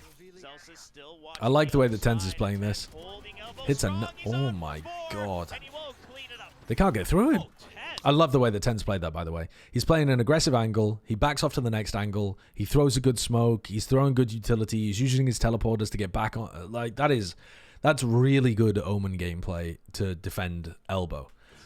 Playing elbow as Omen makes it much more difficult for you to support on B with smokes. That's one of the biggest weaknesses of playing Omen in that area. But apart from that, it's an amazing spot to play Omen from. There's just so much you can do in that area. But it's really that first smoke that he puts out buys himself and a teammate some time to slide. And here we go. And I love CH More again though. Gonna be trying to hold the fort this time on the B side of the map. Smoke out immediately. John QT with the Cypher utility to back up 10s. He's just gonna call for the back off and try to. Ooh, the recon actually catches onto John there. And the grenade just gonna splash where 10s was, but 10s able to side step it. Oh. Sassy walks out and kills Mystic. If Mystic had a gun, maybe he's more likely to hit that. It looked a little dodgy, honestly, from Sentinels. That Sassy and Zekken are re-pushing out A, but their spacing is so far apart. If Sassy dies there, there's no way Zekken's getting the trade. Oh, Mystic, I thought he might have that for a second. Yeah, but Sassy, well aware, it wasn't a fast hit, so keeps that possibility in mind that there's going to be a lurk, and now with no smokes, Team Liquid, they have to just find one angle at a time to pick out these fights, and Sen is not giving those angles. Enzo plays Sage. I think he plays Breach as well. I seem to remember him playing Breach. Onto the middle of the map. But they have Yampi to do that. Keeping an eye on the site with his spy cam. I guess unless they run some like Sky Breach comps. Wire broken, finds. Whoa, no, he will not. Enzo barely winning That's the fight. a weird one. Keeps him at B with the aftershock. And they know now this is a market push. Zelsis is just trying to buy time. John QT still holding down in the middle of the site. Enzo. John's used all of his utility as well. He just needs help in backside. Here comes the drone. John QT can't find the first kill. Keiko playing really nicely. Dude, Keiko's popping the fuck off. Chat, Keiko's playing really nicely. You guys are haters. There's the Marshall. There's the counter shot. Oh my God, Yampi! How do you do it? That is absurd from Yampi. There's the Marshall. He no-scope headshots him to win the round while Zekken's on 150 health.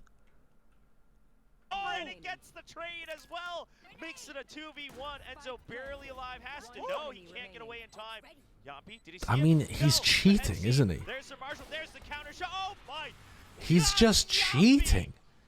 How do you do it? How? That is unbelievable. I don't even know. Show us from Yampi's perspective. Please say we got He's that replay. cheating. Please, please, please. What in the world? I mean, this is just, it looks like it's going to be all Sentinels, but they're able to use that trap wire play, kind of expecting the contact on the other side of the angle there to get the kill. Whoa, the no-scope! And it's the headshot. I mean, so good. The angle there to get the kill.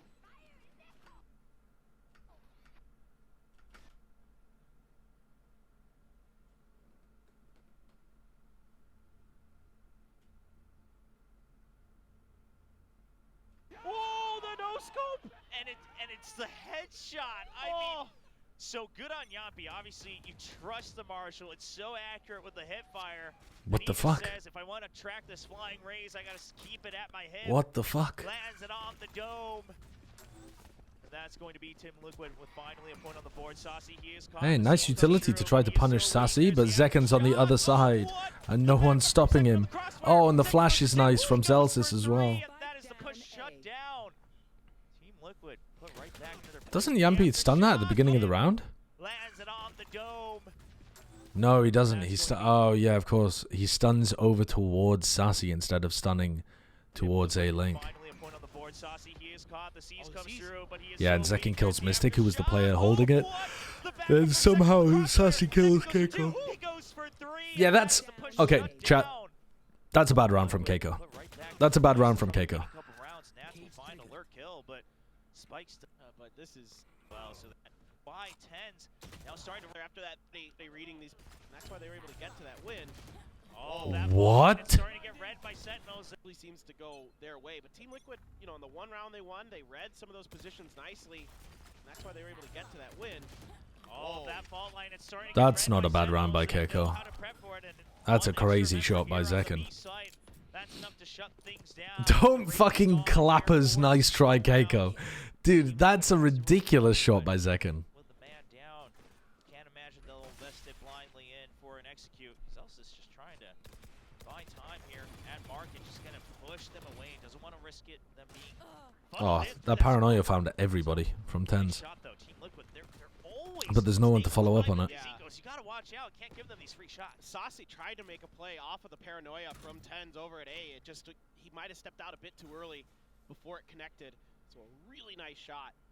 Able to take him out of the equation, and now top mid has to be where the attention. He got stunned by Yampy as well on Haven on the pistol round. Squad, they're gonna pull back. They're gonna say, okay, no. God rest. So let's try something a little different. Let's see if we can catch him a little off guard. But yeah, they camera crowded. There's a spy cam. I mean, Team Liquid, they are now stuck with the fault line. There's a recover, but here comes Zekin flying in.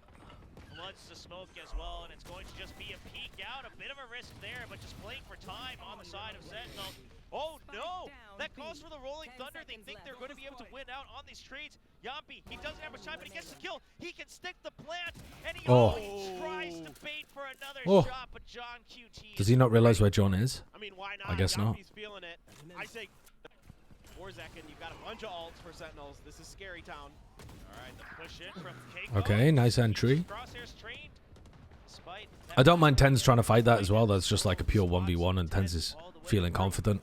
Now the controller gone for the first time early on. He could play that in a different way, of course. He could try and tuck and then smoke and then refight, or tuck and paranoia and refight, or something like that. But I don't mind him trying to take a timing there. As Sentinels, just keep mid and B on lockdown and just wait. You've got all Sen have so many ults to make this retake go, so you should be able to layer them. You know, use the he had a flash too. Oh, from Zelsis. I didn't even see that actually. Entire tournament. Now you've got an operator. For Zekin, you've got a bunch of ults for Sentinels. This is Scary Town. All right. Well, the flash doesn't. I mean, the flash is not into elbow or anything like that. The flash is the flash is keeping back the rest of the team. The flash lands like here. It's not going to blind Keiko. Just keeps his crosshairs trained. Despite that, for Team Liquid, you still have Nats looking for extra opportunities in tiles as well. I think now you can just play for retake here as Sentinels. Just keep mid and B on lockdown and just wait. You've got all the ults in the world to make this retake go, so you should be able to layer them. Kind of flip those on their order. Yeah, but look at this pressure being put on by the Rays and the Sova as well, really trying to sell this fake. So Team Liquid, they want to try to draw out some of these ultimates if they can on just one side or the other to make the post plant a bit more bearable. What they did do, making a lot of noise over towards A. Enzo is just plodding around with his thunder feet to try and bait for Keiko to silently walk up and bait for the rest of his team to get a free entry into B. From the shadows, gives the Q, and the timing here from Keiko shuts down Zekin. That's Keiko gets one. Nats is also lurking. With the Rolling Thunder, but Nats, he's being a menace, buying so much time for his team. Another cyber cage as well. They cannot chase through it just yet. This should be a good round for Liquid. If they, I'd like to see somebody double up with Nats. Oh, is Yampy gonna try to double up with Nats, but too late? Oh, might be there in time, but he's just in the cage, man. You don't want to try and flash as the cage goes down or something? Oi, oi, oi. Oh, that's so rough. Nice reposition by Mystic. Nobody on the spike, so Mystic doesn't need to peek. Oh, Mystic whiffs, and John is so sharp. And then Zelsis hits a nice shot as well. But Liquid win. They bought enough time with the fact that the fake got down the plant and the retake was really late. Just because of that. They had to spend so much time trying to clear out Nats from Boba and stuff. So Sen didn't actually use a huge amount of their ultimates there. Alright, this time just baiting out the counter utility, so a little bit of variation. Starting to put a bit more mental pressure onto Sentinels. Yeah. Ten's playing over towards B main this time. Swapping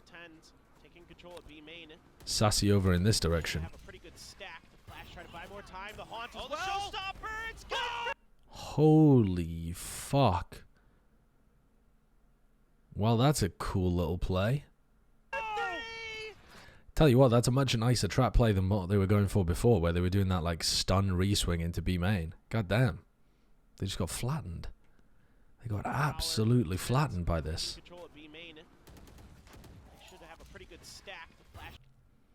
The flash haunt and push. What I'm thinking about here is there any chance that this goes really wrong for Sentinels if a team just holds their ground and shoots Zekken? But they're already getting pushed back by the double flash and the haunt.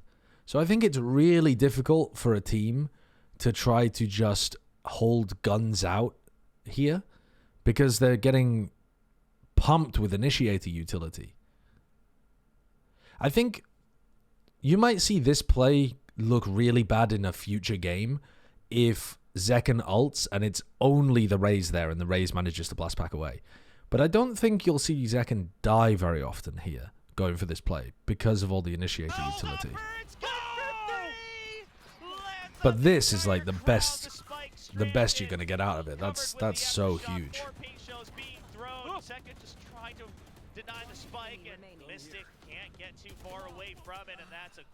And certainly good against teams like this that are going to telegraph where they're taking the map because they're playing double initiator.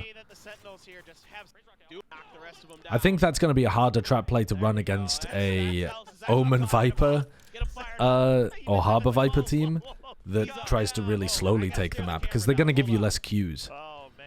But yeah, that's a fantastic setup. I like it.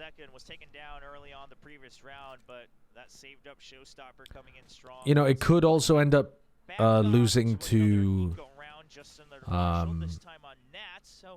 somebody like a team that super heavily splits A, and the people pushing in the other direction are maybe able to catch Zelsis and Sassy if they're fast enough. That would be another interesting thing to see, how the timing works there. But overall, it just looks like a really good defensive play.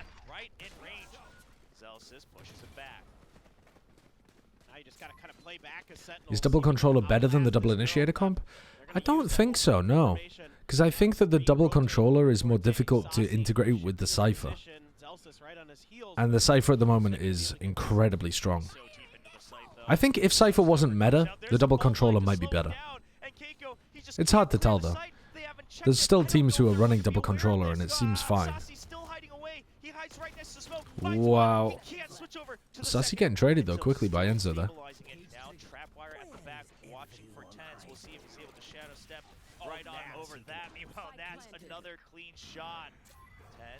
Tens has been heard. He does dodge it, but they hear it. Nats is close enough, and there's the double. Oh! Huh? What? Huh?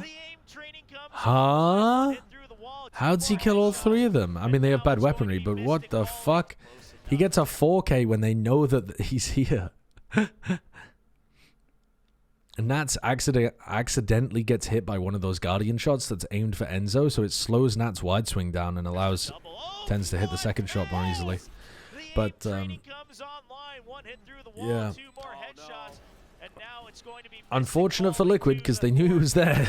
You really shouldn't be getting all four of your players killed by a player that you know is on the flank. Honestly, it's a skill gap. A little bit. It's also an economy gap a bit there as well. The first player trying to swing with like Sheriff, I think, and then the second player trying to swing with a Marshall. Those are not amazing weapons.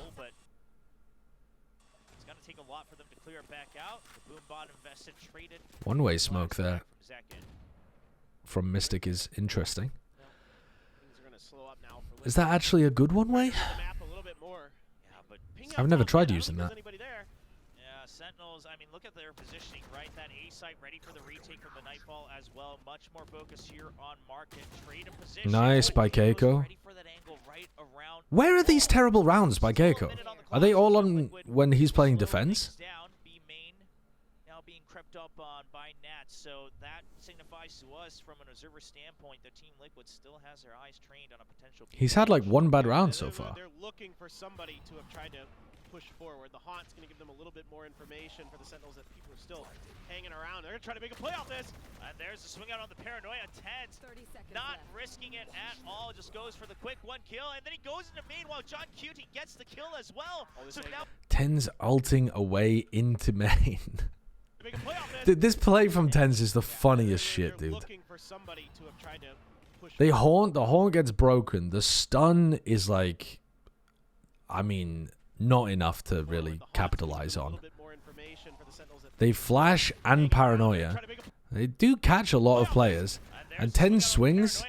And then he just insta-ults into B main, where he could definitely just have this ult cancelled here. Not that it would really matter, but why is he ulting into B main? I don't really get it. What's he going for here? If Nats had not just died to John Cutie, Nats could have just cancelled the ult or hit around the other side of pillar and killed Tens or something. What's the goal? What's the goal? Because they want to do a crunch? How's he going to fucking crunch? He's just going to get his ult cancelled. Like, that's the very, very rare situation where Nats dies right as he ults. Into the aftershock. Nightfall. Enzo has to back away for it, but he has to stick the plant. 5 seconds. He just has to hold on to it. No option there. He gets one kill, but Saucy will run away. And that John obviously can't have good information in B main either because Nats is trying to get a lurk out.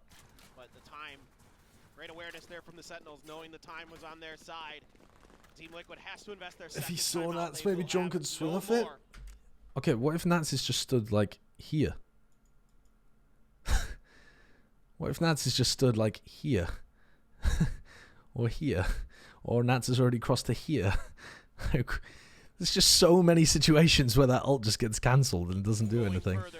I guess it doesn't really matter, because even if it gets cancelled, he's just back to mid.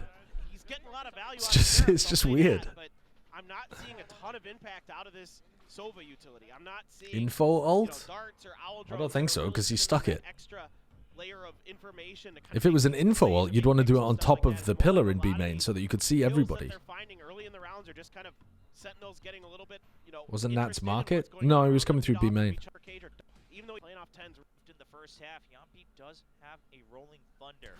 Yeah, I mean, Enzo, it's just an unusual play. Outside of that, not much utility finding a bright spot.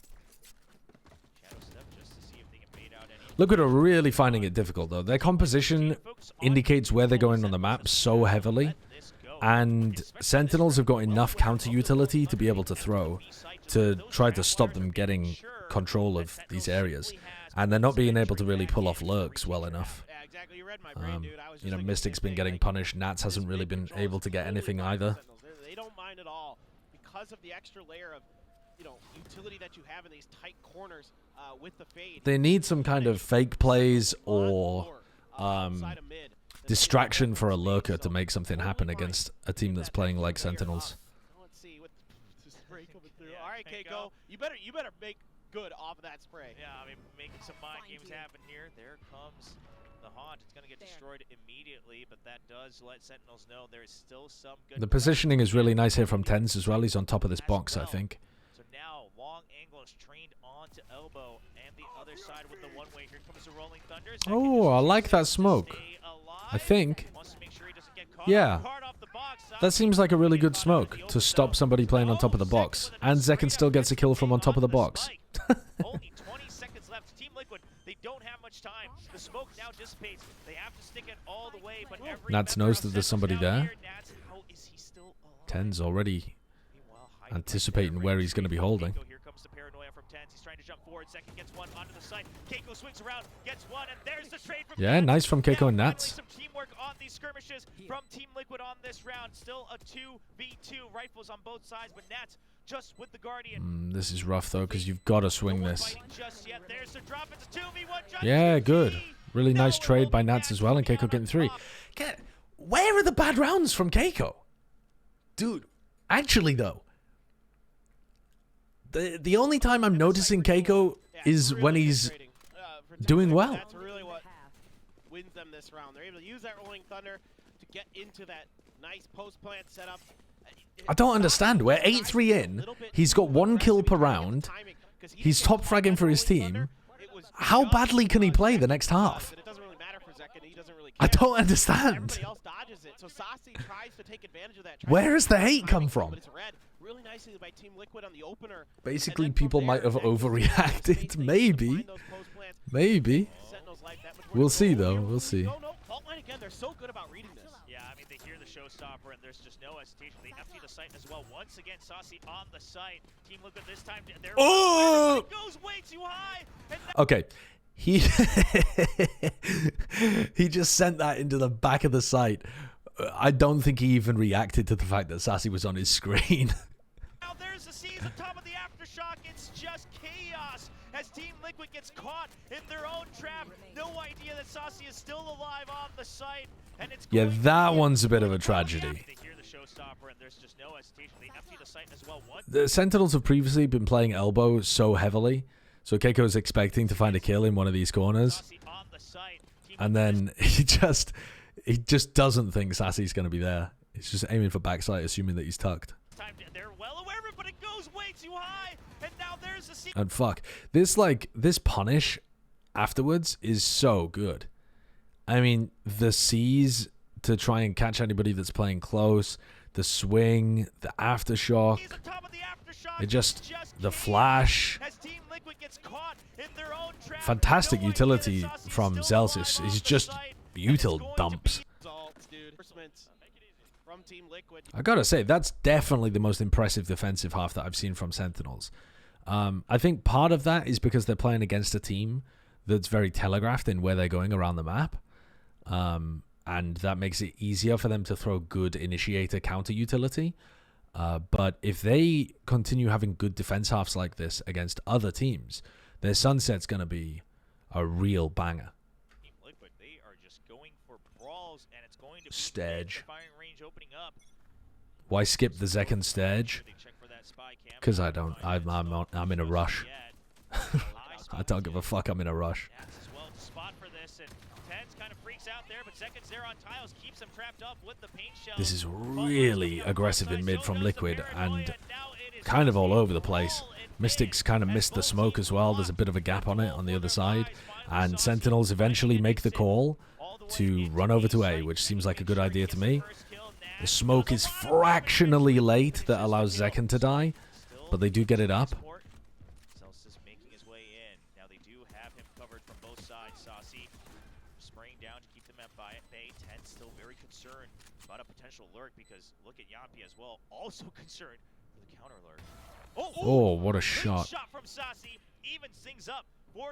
Everybody And now they've got on both sides. the potential for Sassy to play with Tens, but instead they're going to try to fight. Dynamic post plant. Hello.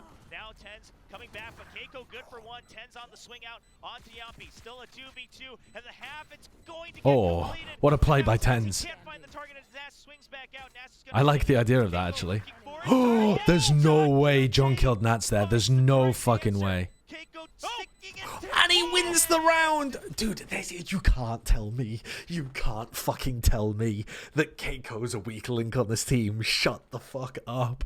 He's trying his best. He's going nuts.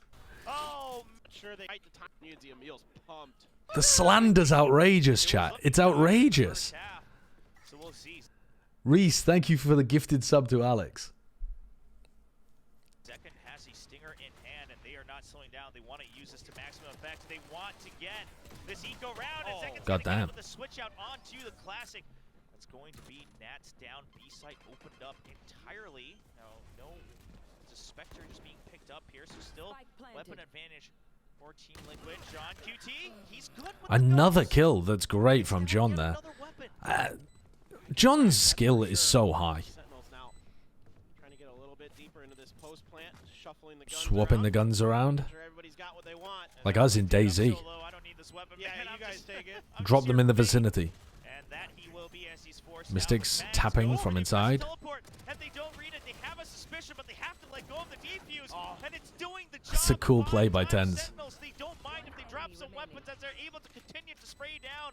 Enzo all alone, no time. He has to at least find the kills, and he's not going What an to. eco round by Sentinels. Zekin getting an entry onto Nats by playing hyper aggressive with a like hero stinger, and then John being able to pick up another kill on the lurk with his ghost. This is great stuff here because And then they managed to get the post plant working with Tens with a nice teleport. Cool idea. And they've already communicated that beforehand, I think, too, which is why they were swapping the guns around. Brilliant. And what in the world? Okay, You can well, land that up there? That's yep, awesome. That's been the go-to here for Now, 15 What are they? 15. What are the casters talking about? Utility on the Landing up breach there? has been superb. So What in many- the world? Okay, well, Land that up there? That's yep, awesome. That's been the go-to here for Sasha. As we've seen from the sunset, but Keiko does get stuck. I mean, no way out from That is a one. really He gets cool stuck, lineup. Can't clear it.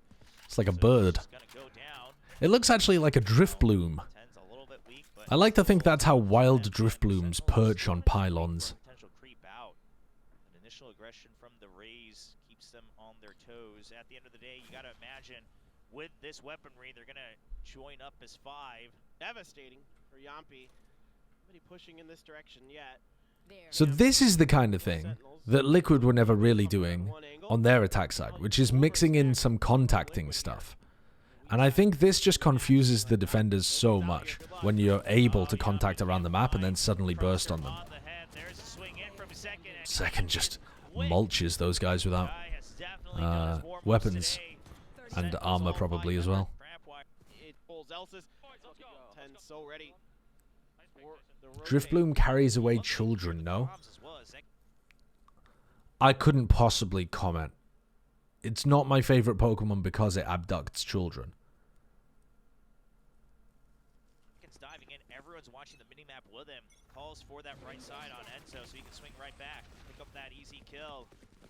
Sorry, it's Tens who's one away from his ult. He's one away from the shadows. Saucy quite a bit away from the Nightfall. Yeah, Saucy's got a little ways to go, but as you mentioned, Zelsis does have that rolling thunder, so just a little bit of pressure on A. They even see that recon bolt coming out, so now that tells us... Okay, Team Liquid have realized that this was fake pressure over towards A fairly early on, though. They've used their stun, I think they used like a flash recon or something, to be able to clear out this A area. So now they know that it's going to be over towards B. You can see that they've got 3 or 4 players ready to stop this B hit from coming through. Mystic's on top as well. Mystic does spray back through the smoke, finds that right angle. Rolling Thunder trying to be seen. Doesn't get greedy with it, just gets 1 kill and then backs away. I'd like to see Team Liquid try to get into backside, which they do with the stun and the paranoia. This is a lovely round by Liquid. Crowding onto the site, everybody shoved out all the way into B main. The Hello. Rolling Thunder here to buy time. Then you still have the From the Shadows as well. Early aftershock. This is all about a timing play. There's the neural theft. Tense just trying to draw out some of the crosshairs, but Celsius, he knows he has to battle his way out. Yeah, fantastic round by Team Liquid. They got the information that it was a B hit really early on by using the Initiator utility on A nicely, going for a re-clear, and then they stack B, use their utility to get Flood into backside, push everybody out, and get kills in the meantime. Tens, ults all the way to the back. Gets it cancelled. Does that really get his team very much space? They breach ult. Oh, that is a gutting one for Keiko. Keiko should have been able to kill Sassy there, and the fact that Sassy's able to like jiggle in and out of the cage and somehow get the kill is devastating. Counter ult from Yampi doesn't really have any players to play with. Yeah, this falls to pieces for Liquid. If Keiko's able to kill Sassy, he's probably able to play off Yampi's ultimate a little more as well. But they also had you know, the push over towards A. Link managed to find a kill too. Just Sentinels players able to outskill it there. Sassy outskilled Keiko. I can't remember who it was that swung A. Link, but they got an outskill play as well. I love the way it's so smart. Everybody does their job so well. Elbows clear, sights clear. That's it. All right, oh, good cancel by Zelsis. Keiko goes down. How does Keiko get two here? Elbows clear, sights clear. So Yampi's stunning for that. I thought Yampi was stunning for B main, but he also catches people like deep down that mid connector. That's round over essentially. And it's a nice cage by John to try and keep himself safe, but Keiko gets both. They're both just stunned up. And they've been hit by the recon dart too. Liquid have definitely got a lot of good defensive ideas on every map. They're a very idea-dense team on the defense side, but a lot of their ideas are defensive aggression. And it's always coordinated. It's always some kind of coordinated set play. It's not bad. I think on some maps that lean more defense-sided like Ascent, they should probably run less of them. But in general, I think that's a positive. Gets them a cool advantage like this. Using his utility to keep track of the site itself, and then he'll watch mid. Now getting a little, as you mentioned on the site utility. So Sentinels, they're purposely just cutting all noise. They don't have the breach to pile onto it. The smoke finally comes out. There's the haunt, so they know. Men in backside. The paranoia to try to extend just a little bit more space. Sentinels trying to work with what they got here. Well, at least buy some time. But I like that play. Being proactive there with Zekken and Tens to try and see if they can find a pick on somebody on A. They need some kind of advantage, because otherwise Keiko's just going to ult in, 4v3 retake. Very difficult for Sen. Yeah. Keiko's ulting from so far away here because he's worried about Zekken and Tens because they just pushed the smoke at CT. So I can understand that aspect, but then it's really difficult to get a kill with an ult at that point, and that's such a common spot for someone to be playing from that I think you need people posted on it. He drops. The paint shows to buy time. Ten's still watching the other angle. I think eventually when people are really comfortable with Sunset, that position is just going to permanently have someone playing there. Nasty good round from Zekken at the end. Zekken did gap Keiko, but that's not because Keiko was playing badly. That's because Zekken was playing fucking insanely. Keiko still played really well in this map overall. He just had 2 rounds with the ult that were really dodgy. And that unfortunate round as well where he was defending elbow, where Sassy ended up being able to get the kill on him. But yeah, overall, really not a bad game by Keiko at all. Yeah, but I think Liquid, this is the first map that I've seen from Liquid where it looks like they might need to reassess their approach to their to the map a little bit, because it was just so easy for Sentinels to get a read on where they were on the attack side. Whenever Liquid were trying to pressure A, Sentinels knew that they were A and were throwing good counter utility. Whenever they tried to go for like a B exec or a B split or something, it was just so obvious where they were because they used so much good utility, but the utility just gives away exactly what they're doing. So it was good to see Sentinels playing well on their defense side. Their attack is normally good on this map. I think Tens looks pretty comfortable on the Omen here. I'm still not happy with their Haven. I think their Haven looks pretty weak. And we also, I feel like we haven't seen Sentinels play a lot of maps recently. During the off-season, I don't think have we seen them play like Ascent, for example? I don't think I've seen them play Ascent. I mean, where should I even start the date from? Let's start it from like, I don't know, October or something. October 1st. They've apparently played Ascent 3 times. Oh, but this was not with their new roster, is it? Oh, this was with this was with Zelsis in. But John Q. Oh yeah. Yeah, this is where Tens was playing the KO, and he looked really out of sorts on the KO on this map. Bizarre setup though, with John playing Omen there. I think they played previously with Zelsis on Smokes though. Yeah, Zelsis is on Smokes here and John's on Killjoy, but this still looked really, really rough. So what have they been doing? Have they been banning that in all of their Afrika games? Or have people just not been picking it into them? Let's have a look at these. Oh, why am I doing it like this? Dum bum bum bum. What have the map bans been? Sentinels banned Lotus. PaperX banned Bind. Sentinels pick Split. Pick Sunset because they beat them last time. Pick Breeze. And then Ascent is just left until the end. I mean, PaperX... if PaperX had won even one map, they were almost certainly going to win this series, guys. I know that sounds like an insane claim to make, but when the final two maps are Haven and Ascent, those maps, from everything we've seen, have been horrible for Sentinels. So, I haven't watched the finals, but this map veto...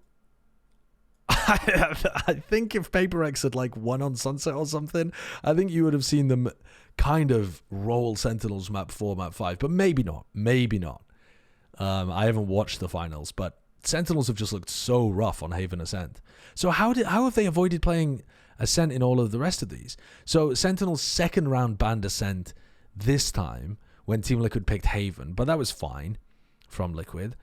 Sentinels second round banned Ascent again this time, but DRX didn't even get to that point because they lost on Split. And at that point, we didn't really know how good Sentinel's Split was. So again, pretty reasonable. And then in this one, PaperX banned Ascent. All right, well, maybe PaperX wouldn't have won the final on Ascent. Fuck knows. That's bizarre. Okay, let's... I've got an hour and a half to try and crush through these VODs, so we're going to have to be quick with them.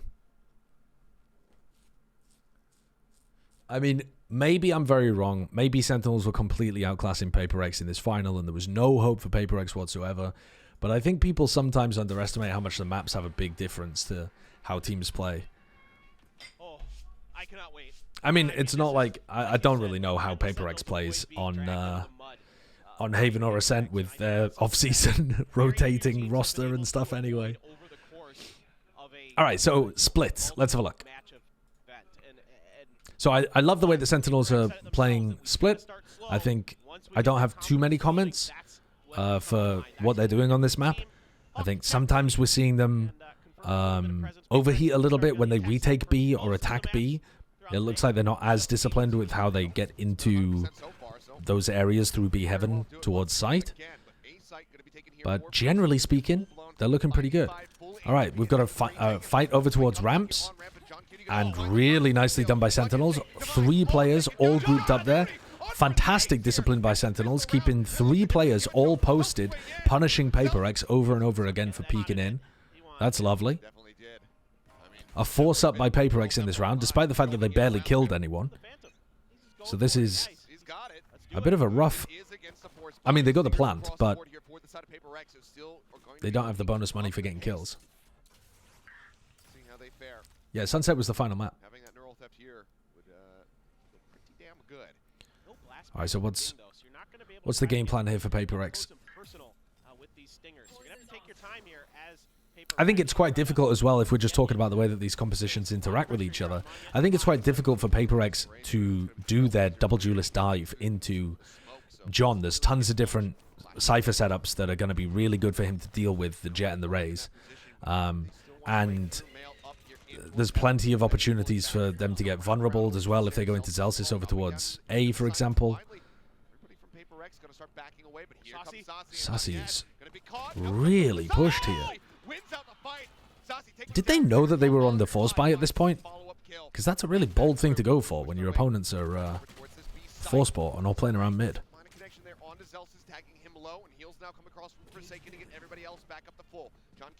A good cage from John makes it feel like he's in the cage, but something still swings. If I had watched this live, first round I would have been popping off about how disciplined Sentinels were. Second round I would have been like, wow, Sassy really over pushing there. Wow, PaperX really deathballing them. The sheer aggression just overwhelming them on round 2. But setting up for a really fun finals overall. Alright, probably want to skip this round, except for the fact that PaperX are walking straight into this stack for Sentinels.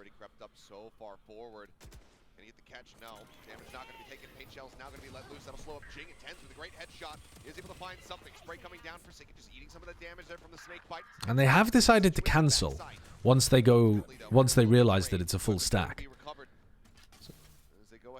And they've got Devi taking a lot of space for A them. lot of investment there, having that chance. Yep, Devi's just going to have to back up. in the last round on the death. I'm going to skip 10 seconds to when the action happens. Monyet takes a lot of damage. Tens has been gifted a Phantom. The Astra, that's the one carrying the spike. It's not yet in the sight. They back off for the time being, though. It's a window of opportunity to try to push through as Jing needs to try to hold the line here. Get some decent damage across. Will not be able to I don't really know why Jing wants to make that play. I think the priority at the moment is trying to support Monyet to get into the site, isn't it? So 30 challenging. seconds left. Checking for the push out towards screens. Nobody from Does playing in Heaven really accomplish that for Jing? Are they just Don't gonna know. go for the kills? Nope, tossing the spike I don't know over, what he was going for. giving it to the safer hands of But Monyet is now in this position. It looks like Sentinels round to win. Very chaotic beginning to this map. That's gonna be the scary part.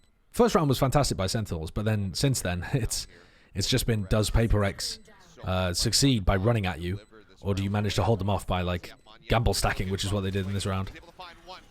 That Spectre, but he eats quite a bit of damage and gets the vulnerable through the snake bite. The Sentinels seem to be putting a priority on grouping up, though, All that damage done to Mon- knowing that they're going to Dive play right against an opponent that plays very heavily grouped. Ten's getting caught by that. Just see the flash bloom on Tenz's face. That's the alert that he needed. He's able to Tens will get... lock it that is not just a PRX play there. Going that quickly up ramp is something that a lot of teams are going to do. And if Tens wants to play aggressive over towards ramp like that, and he's not a jet that can try to dash away, he's got to be cautious. The Trailblazer though, going to keep a lot of Sentinels in place. Something is still prodding over towards A here. Jing just looked like he didn't have a clue that that was a possibility. Spike is now dropped. Cleared out, so Divine's position, at least for now, going to be hidden, but I don't think anyone's going to go pushing into him. They do recover the spike though as Sentinels back up. They're worried about some kind of lurk in mid here. If they commit to ramp forever, then PRX are inevitably going to get someone up mid and backstab them. At the very least, you put yourselves in a Sentinels, though, are adapting and using a lot of utility early on in these rounds, get dropped. which I say is an adaptation because I don't think they normally play with this much util early on. But the way that PRX plays, they really force you to. And one of the ways that PRX can get an advantage is that they condition you to use all of this utility early in the round, and then they'll sometimes throw in like a bit of a fake aggressive round, and then you splurge out all your util, and they get into a really good advantage for the late round. In this situation, though, they really need Devi to get here quickly, and he's miles away. These guys have just got to live. Oh my god, that's massive for something. And that's such a fantastic reposition, just to continue to delay time. Look how much time they've delayed for Devi. Devi's just quiet walked all the way. He knows that they're not on it. Another tap. Oh, Devi should have been able to win that. 5 HP on Sassy. Kills the final two players. God damn. What a round for Sassy. You know, for Sentinels to reset I like the way that PRX played that, though. I like what I think it was actually good from both teams. They have multiple layers of flanks, but they had Monyet and Devi. Wasn't enough. The only... Job done because Saucy just popped. Yeah, I mean, the only major mistake in the round, apart from the fragging towards the end, is just Tens getting caught by the ramp progression. See some weaknesses here. Devi going armorless into the round with just that Vandal. Oh, no, that wasn't that round, was it? That was the round prior. Sorry, just Devi. Gonna say Forsaken. No. Got the half on. No, it was that round, because, yeah, because then they re-cleared A ramp with Towards Mail. Zels' second and Sassy. Is off in the solution. Monyet backing away, not wanting to be seen by the Trailblazers. So now PRX have taken mid-control and inserted Forsaken. This time around, a different setup from PRX. They're taking their Sassy's time, playing left the spike in super shooter. aggro here. This is Saucy's got a wild. coming out. Not sure This if is it's wild. shots do not connect. Tens needs to help with the paranoia here. Back away. Oh, the stun, though. Does manage to hit. Something gets the kill. I think Sassy Down early. maybe could have tried to just tuck there and wait for Tens. We'll try to fake the dash Because Tens' forward. paranoia is really good. And should be able to suss this out, but still is just going to be pulling back. Meantime, a sight getting ready. Get jumped on as Jing. Caught by that trap That wall cage for a quick makes moment. Gets him getting the close, threat though, to like they could be Forsaken. trying to get into the site. Managing to Good find fragging by Fighting Forsaken. for him. Looks back through the nebula, gets himself out onto the raptor. And they've got something on a lurk.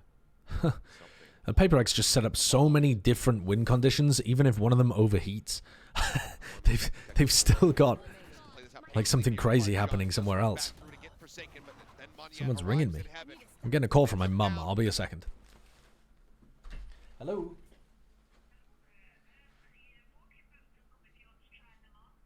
Well, I can't do it today, unfortunately.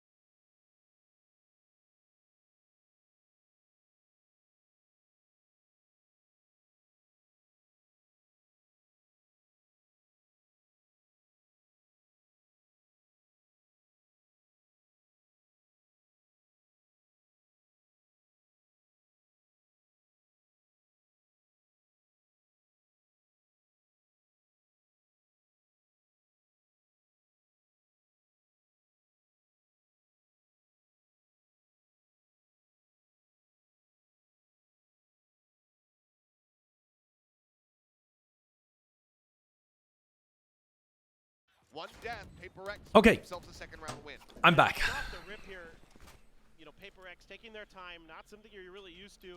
Saucy, The hand on the hip and the one leg bent is so zesty. Yeah, that's what I like to go for. I like to go for the zesty look.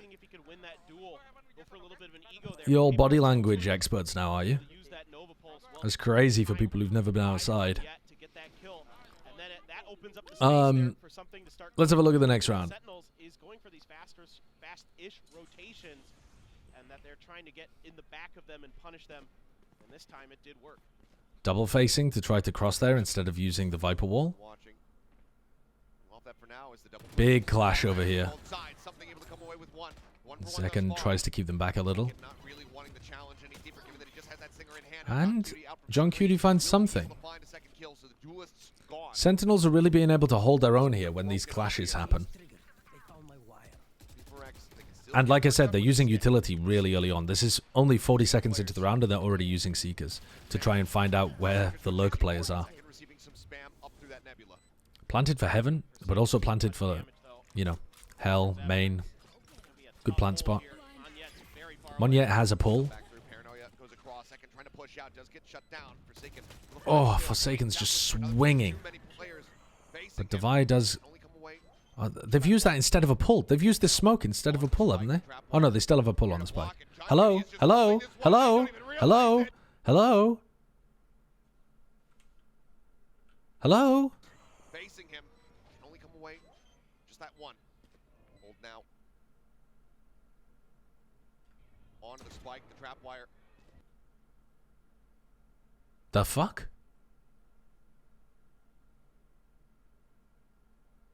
I just don't understand. Monyet has a star on the spike. He has a pull. Why isn't he just pulling?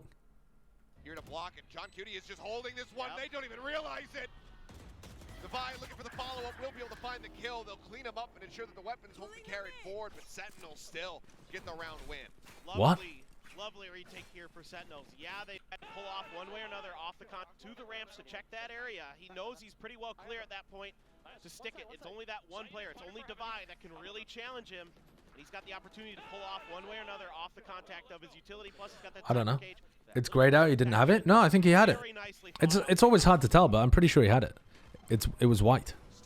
Shells out early as something goes for the entry, but has been spotted. Saucy will gun him down, keeping 10's protected. Well, that's weird.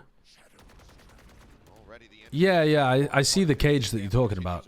I mean, the cage shouldn't have helped him there, though. He should have just been pulled.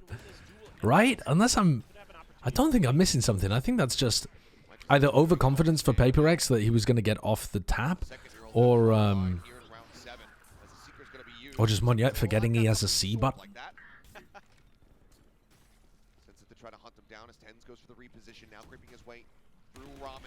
Alright, Tens has been spotted deep in market. So now Paper X has to do something about that. Oh my god. I feel like Sentinels are quite a good team to go up against Paper X because if things get scrappy and chaotic, they quite like that. In all of the chaos, Sentinels are a really skilled team that can kind of hang in these weird moments. What they don't tend to have is the really good micro coordination between their players. But Paper X look a little more sloppy with that in this tournament. Yeah, I agree with you, Slow Flow. I definitely agree. Oh? Pause. I think it helps that they're playing so much bind and split though as well. Because his Sky seems pretty good on both of those maps now. Weapon off of one of the corpses in the Sentinels players. Pit invested over at B Garage, however. Sentinels want to lock that position off as Devi has been spotted. And oh boy, he is screwed. The spray through, that's the lurk. Take it away. Oh, the dash in. Not enough respect for Devi. It's Forsaken trying to enter into the site. Things very quickly falling apart here for Paper X. Yeah, you're going to try to get this plant down. Monyet has to win this battle. Spike planted. Just hoping that he can buy enough time. Raise ult. Turn his sights back over there towards B, but does get caught. Catches something. Takes down something over an alley. Now it's all on Jing. Jing can't win a 1v4 here. It's just over. These rounds, so many mistakes for Paper X. But also, good work by Sentinels to force these mistakes out. Because, for example, like the way that Devi is playing aggressively on the lurk, unless you put pressure on him, he's not going to make that mistake. Ten's got 2 of them as they were getting through. He skewered them through the smoke. Ten's gets a collab, finds something in Devi. Jing with a showstopper, only able to get saucy, and then he's quickly traded a second. I don't understand how pros turn flashes like that. I just simply don't have the reactions. I've gotten better at it.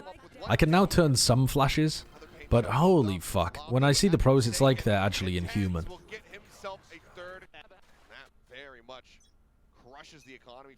You're an old man? Dude, it's inhuman. It's inhuman. These people have such incredible reactions and mouse control. Like, they always flick it so it just goes off the screen and then exactly back. And it's like an entire fucking 90 degree then 90 degree flick in about 0.2 of a second. It's bonkers. It's bonkers.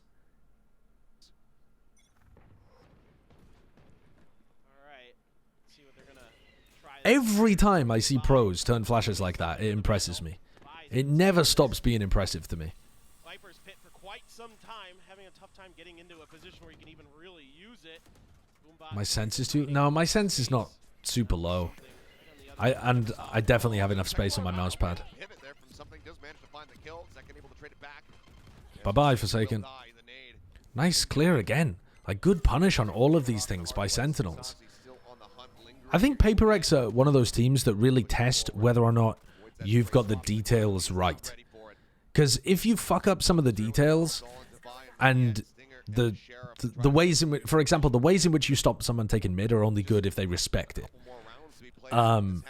Paper X are almost always going to disrespect your utility, which means that if your utility is actually not that good, it just looks all right, you're going to have a lot of troubles against this team.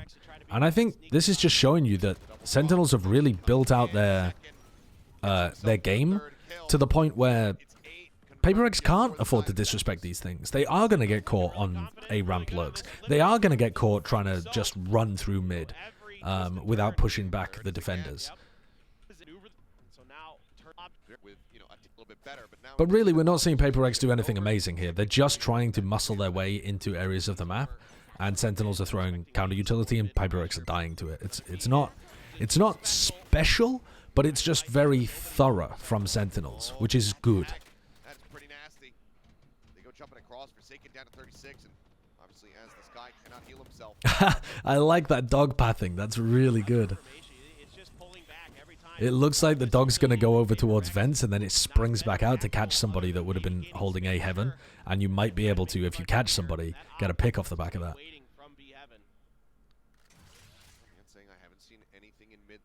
Dog re-clearing over towards A, seeing if anybody's still there. The dog doesn't see anything, so now they might be anticipating them coming into Zekken. Zekken, really nice decision-making to decide to use the blast pack instead of the nade. And Zelsis swings and manages to pick up 2. Very good defensive setup. And rushed by Paper X, but punished for being rushed because of how good Sentinel's defensive setup is. Lovely coordination there. Zekken with the perfect decision-making, backs up. Zelsis fills in the gap, and they're also focused on Zekken, that Zelsis gets the kill. Okay. Monyet kills Zekken while he's jumping into his face with a shorty, but I don't think Monyet's going to be able to win the 1v5.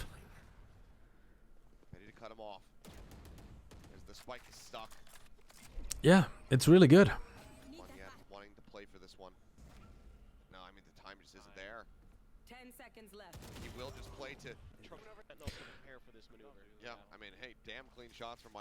The other thing too is, when you're watching this from Sentinels, I think Paper X will get better, and this game will get way more difficult later on in the year.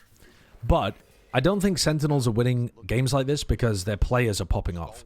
I think they're winning games like this because they actually have good setups and good understanding of, you know, how their teammates are gonna do something and how they can support that.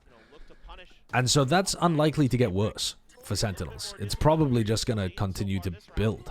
It's been a little bit better. Saucy is gonna get So I don't think this is some like flukishly good performance from them. I think this is just them getting rewarded for treating the offseason really seriously as an improvement period. Did have the read that it was going to be 2.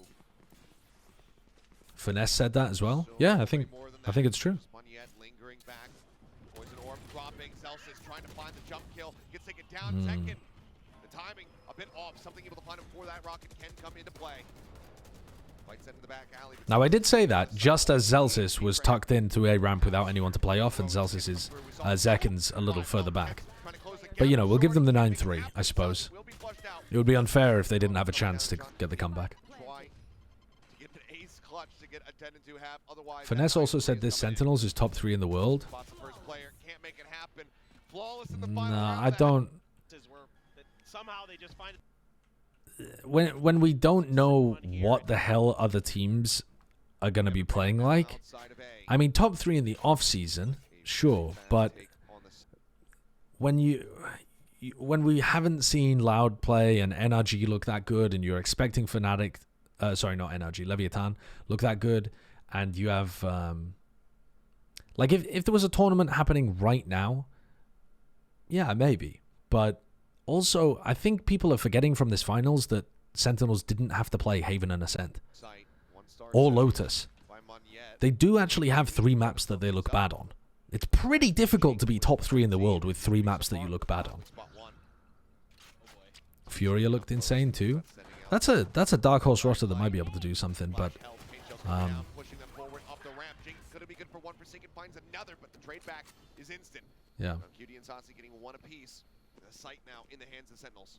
Yeah, it's a good combo there, but To be fair, Finesse acknowledged that was just based on what other teams have shown so far, and that other teams could look better in the regular season. Yeah, definitely. I mean, it's an impossible claim to actually be, you know, true, because we just haven't seen enough from other teams. But I can see where he's coming from, because they do look really impressive It goes, oh, the timing. on the maps that they're playing at the moment. What a snap! Moneyette gets the I'm interested to see their Felt breeze. like he was dead to rights, but somehow comes away with a kill. They push up into the poison orb, and Celsius is gonna be taken I saw out. KO, 10's KO popped off.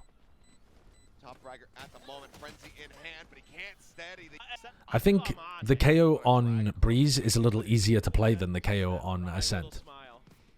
You can be a bit more free with how you throw your utility. Ridiculous. Yeah. Well, despite the lead, no force up here from. And if you lose a bit of map control as the KO, it doesn't matter too much, whereas on Ascent you really get punished for it. Or you can get punished for it, I suppose. Instantly has the dash away. Yeah, You can still get bailed out by your team. bodies of Sentinels in the middle there, and it's like, I feel like the KO on Ascent is solved, though. go ahead and come over Well, and help me just in case. But Yeah, there are some very clear things to do, but, I mean, if you're not doing them, then you're going to leave a massive hole in how your team's defending. Forsaken can't do a lot of damage. He's gonna get the confirm, so now Jing's starting to scooch over. This doesn't give a ton of information just because you do anticipate that a Cypher is typically going to be lurking, but now that the paint shells come in, that is the Whoa, jump ball. Zekken's in. There's no way Zekken wins that. And then Jing just runs out. Picking up Jing. 1v5, Jing just runs out. Upgrades. And this might be a complete repeat of what we saw at the top of the pack. Would be Sentinels winning out a Thrifty and getting themselves up to 10. I hope PaperX Catastrophic. spends some serious time before the season Natural instincts of Paper X getting good with their 5-person roster. I'm finding it a little difficult to take what they're doing that seriously in this map. It's looking really good for Sentinels. Paranoia across, tuck away against the wall. Divide, find one yet. Sprinting forward, finds Celsius. Oh, the trip. Around the back, finds 1v1. another something now, trying to be the difference maker. What a lovely underhand nade. Oh, and great movement. Oh my god, Zekken's so fucking good. He's back. He's back. That something had seen with the weaponry in hand, but I would have again with the Guardian for Forsaken. Alright, I'm going to skip this round. 10-4 down on an eco round. Shouldn't have skipped this round. Alright, 5v5, and they've managed to get all of their players stacking the correct site. Zekken still manages to entry, but gets traded. Devi kills 2 as they're pushing in. Devi's going to have to do more, though, and he does. What the fuck from Devi? They weren't expecting there to be all of these players on B, I'm sure. On A, sorry. brings Monyet. Oof. The last man Great standing, shot. but huge from Zelsis. All right, rifles again. One more buy to really try to break this win streak that's been started up here. Dog to try to stop Tens from getting that early ramp control that he likes to go for. And Cam gets broken as well. So Sentinels are forcing out the Dog early, but they've been denied ramp until the next cycle of... I say next cycle of utility, but to be honest, where they're using the cages, the Dog being used there is quite nice. They recognize that there's only now one player towards, like, market area, so Monyet wants to try and get aggressive out through B main. He waits for something, which I like. And Forsaken goes 1 for 1 up in heaven. Unfortunately, now Sentinels have pretty much that run of the map, and Zelsis has avoided getting punished. The smoke is late, or the jump down is early.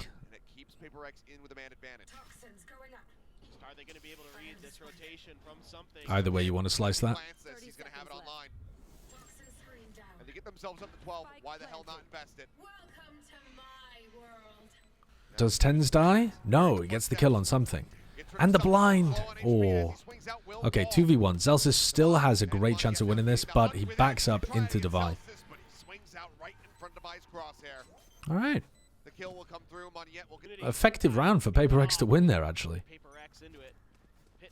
But the map looks like it's over. It should be inevitably in favor of Sentinels when they're 6 rounds up. Is Monyet trying to line up the orb? Yeah, he is, but Zekid's still got the showstopper online. Nades to try and push somebody back.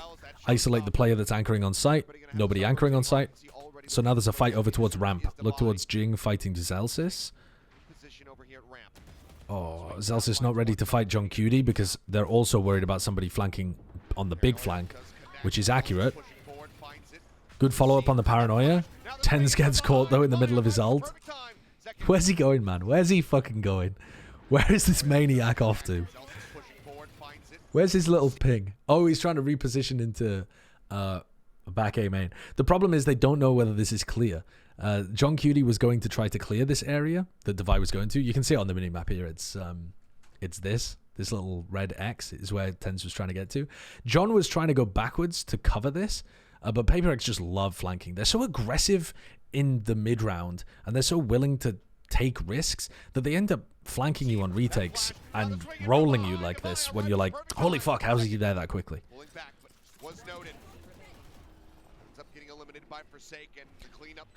I quite like the way that Sentinels played that, though. Overall, they were certainly ready to take some kind of fight over towards A ramp. They just didn't anticipate it being that early. And they followed up on the paranoia to try and stop the A ramp push from coming through. They just didn't have... yeah, they just weren't ready early enough, basically. Here comes Jing. Fucking hell. He's done this on an anti-eco, by the way. Let me kill the players with pistols by using my rocket launcher. Okay, I'm going to skip the rest of this round. Fucking hell.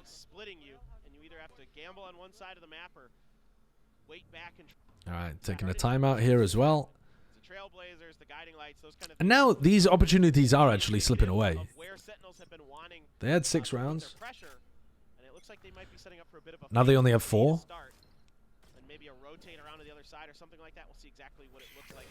Big flash straight into something's face. John Cutie gets a pick on Devi just by spamming, I think. Huge Cypher ult to give Tens all of this space. That's so bold from something. Oh, he's running, he's sliding, what the fuck? And again, this round should just be over at this point. How did John get that first kill? Because that Cypher ult just opened everything up. Let's see if it's in the replay. The fuck?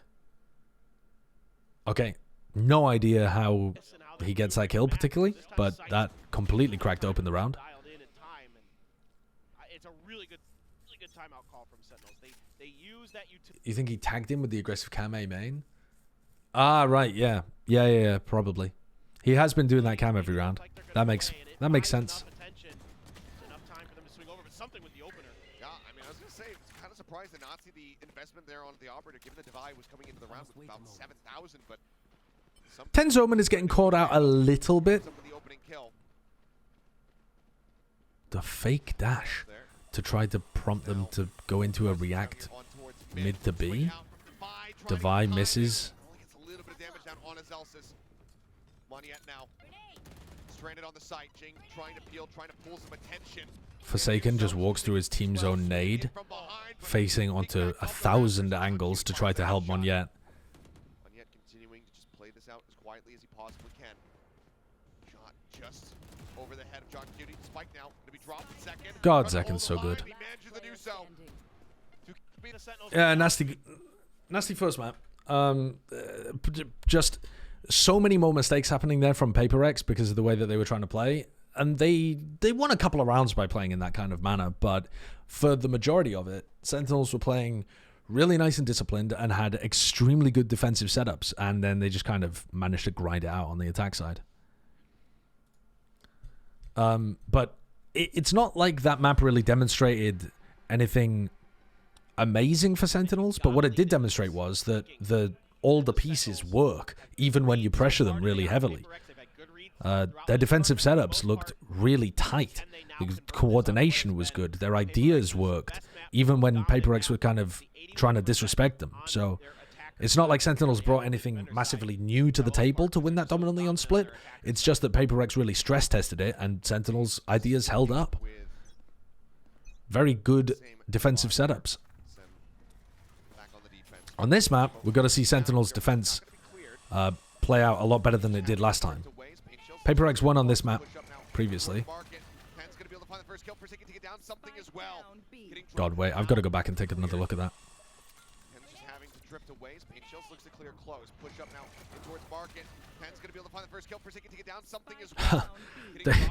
They stun Devi from A, and they have a Haunt that flies in there at the same time as the Dizzy.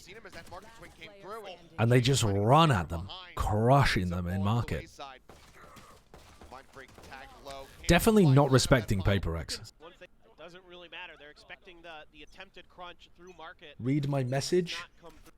On my YouTube, it says Plat Chat will start at 9 p.m. It should be 8 p.m. Let me just double check.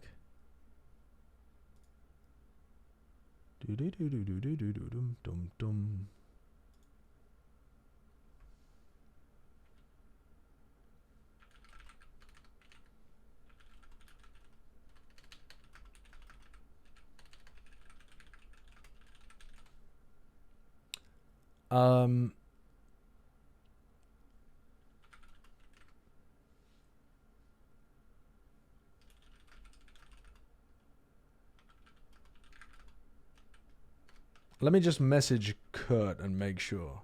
We're live in 1 hour, right? I spelled live wrong. I put like. Huh. What time is Plat Chat in Eastern? Wait. What have I messed up the time zones? 2 p.m. Central is the time that we were intended to do it, right?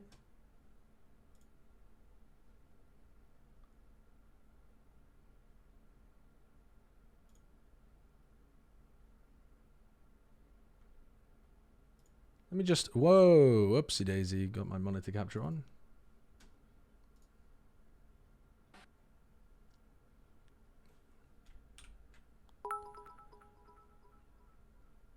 Joan Sim, thank you for the 43 months. Did you and your British biasing tell Rito China to pick Wolves over Raw or Attacking Soul for franchising XDD? Yeah, I told them I loved the Wolverhampton Wolves. Yeah, it does say 2 p.m. Central. I think Kurt's just got the time wrong on YouTube. But I guess we'll see. I guess we'll see. It's supposed to be in an hour. But the time's changed. forced by this go around. I don't know. Pushing Yeah. forward. Easily We'll see. We'll see. It's supposed to be in 1 hour's time. But I think Kurt might have said it wrong on YouTube. But maybe that means that Kurt needs another hour. I'm not exactly sure. I'll wait until he responds on Discord. Yeah, no one's... just 0 viewers for the whole of the first hour. Could be. Right into it. Oh, they have this follow is for paper. I do the same thing. I feel it. Okay, so Sentinels stacking 4 players on A for this first round of their defense. Doesn't hit nearly as hard either. They threw the one way, even though Paper X were already in front of it. Wow, what a cool flash. Yeah. Monkey Meatloaf, thank you for the gifted sub to TMV. Paper X trying to get into A, forcing out a lot of the defensive utility.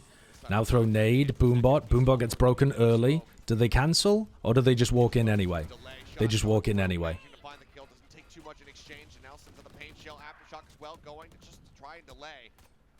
Celsius does die, and Paper X are still trying to muscle their way through. Again, right, we just watched an entire map of Paper X stress testing Sentinels' defensive setups.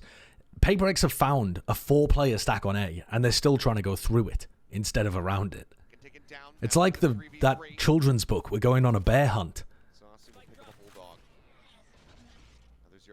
Oh no, we found a 4-player stack. We can't go over it, we can't go under it, we can't go around it, we've got to go through it.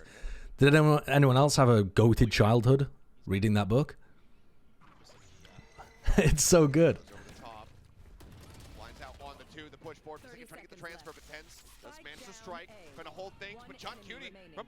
Sometimes I mention children's books to Beth, and they didn't, or children's TV shows as well, and they didn't make it across the pond to America. So I never know whether the reference is going to hit. Kind of starting to read where these dizzies and other things are going to be going, just to check mid this time around, and Paper X now going to try to use that. For example, have you guys seen the Christmas movie The Snowman? I don't think it's called anything else. I think it's just called The Snowman, and it's got beautiful hand-drawn animation. And it's got like a song that goes with it. What is the song? It doesn't. I don't believe it has any dialogue, but it has a song that's like, fuck, a really high falsetto. No, not Frosty the Snowman. Walking in the Air. That's it. We're walking in the air. But it's like fucking 5 octaves up, and I can't possibly hit those notes. But I think a lot of Americans don't know that. But it's beautiful. Sorry, I just started talking over this round because I assumed that it was going to be a fairly easy anti-eco round, and it wasn't. So let's go back.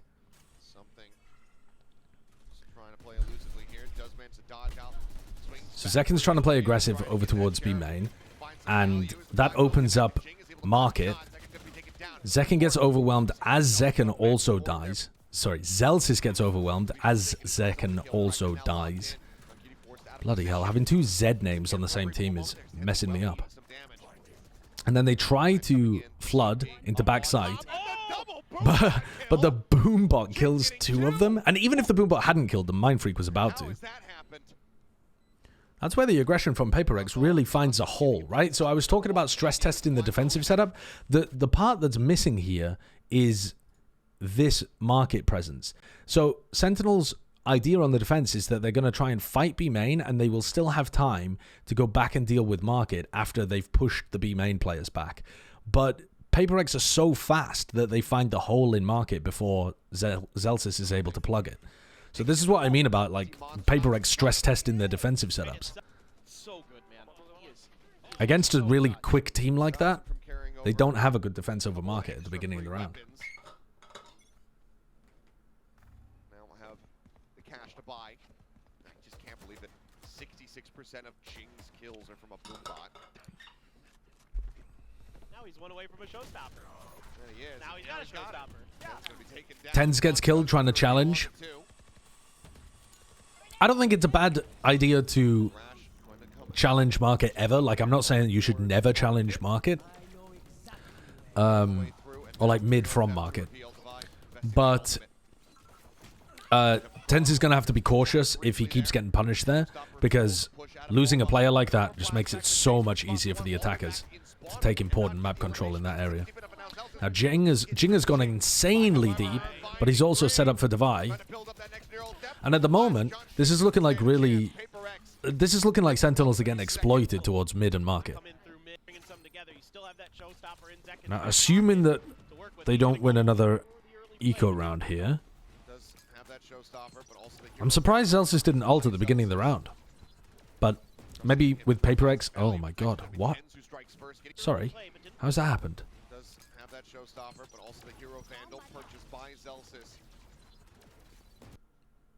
The fuck? The cam tags Devi and they just bop Forsaken by accident, spamming into the smoke. That's mad unlucky for Forsaken. I feel like Tens has been so good at hitting people through smokes. He's got such good ideas of the timings and the placements of his opponents. I agree with that from paper thin. I think that that's a big strength from Tens. He does have a really good idea of how to get at least damage on people, if not kills, through smokes. Got good awareness of where they might be naturally moving to.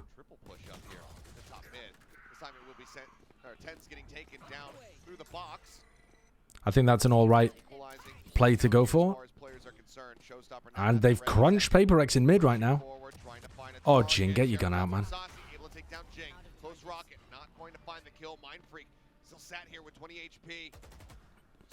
They've trapped them in mid. Alright, so now a 2v4. And Sentinels should be able to get guns back. Unless Devi can kill them all while they still have pistols in their hand. Weapon not picked up, so I believe Mind Freak's gone still on the floor. Swinging out.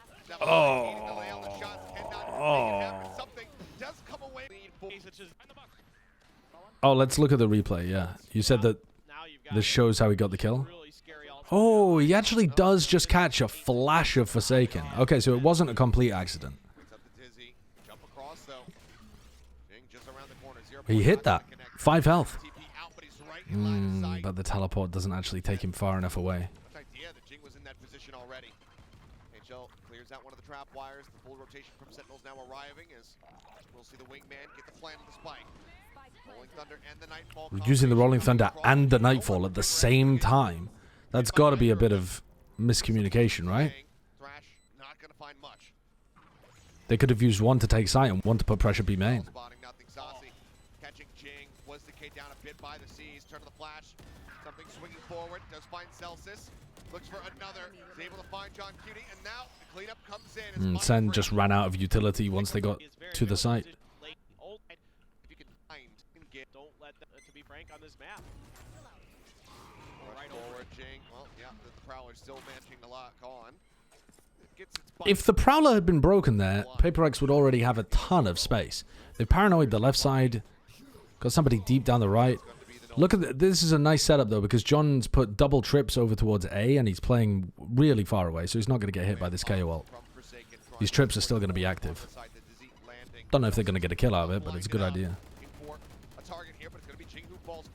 They're just spamming into the smokes.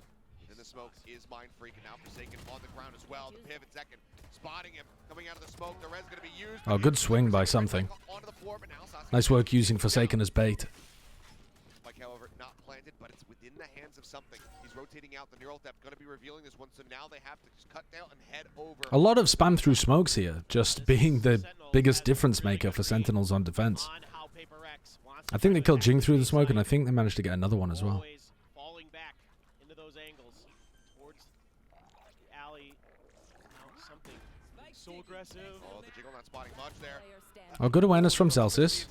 Devi has been really whiffy. Devi's been missing a lot of shots. Almost every time Devi's taken a duel against somebody, he's getting wrecked. I mean, he's also 7 and 6, but all of the important duels I've seen him lose. He's had 3 really whiffy moments in 8 rounds.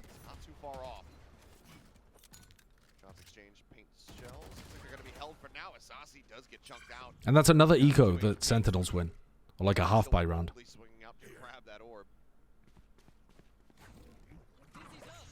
pickup though. keep those orbs out of something's hands. Keep those thrashes at bay. Those have been the rounds where had a little bit more trouble with that little extra piece of utility that the Gecko can use to gain that space to get those. I mean, down safely. Sentinels B players have just gone into spawn.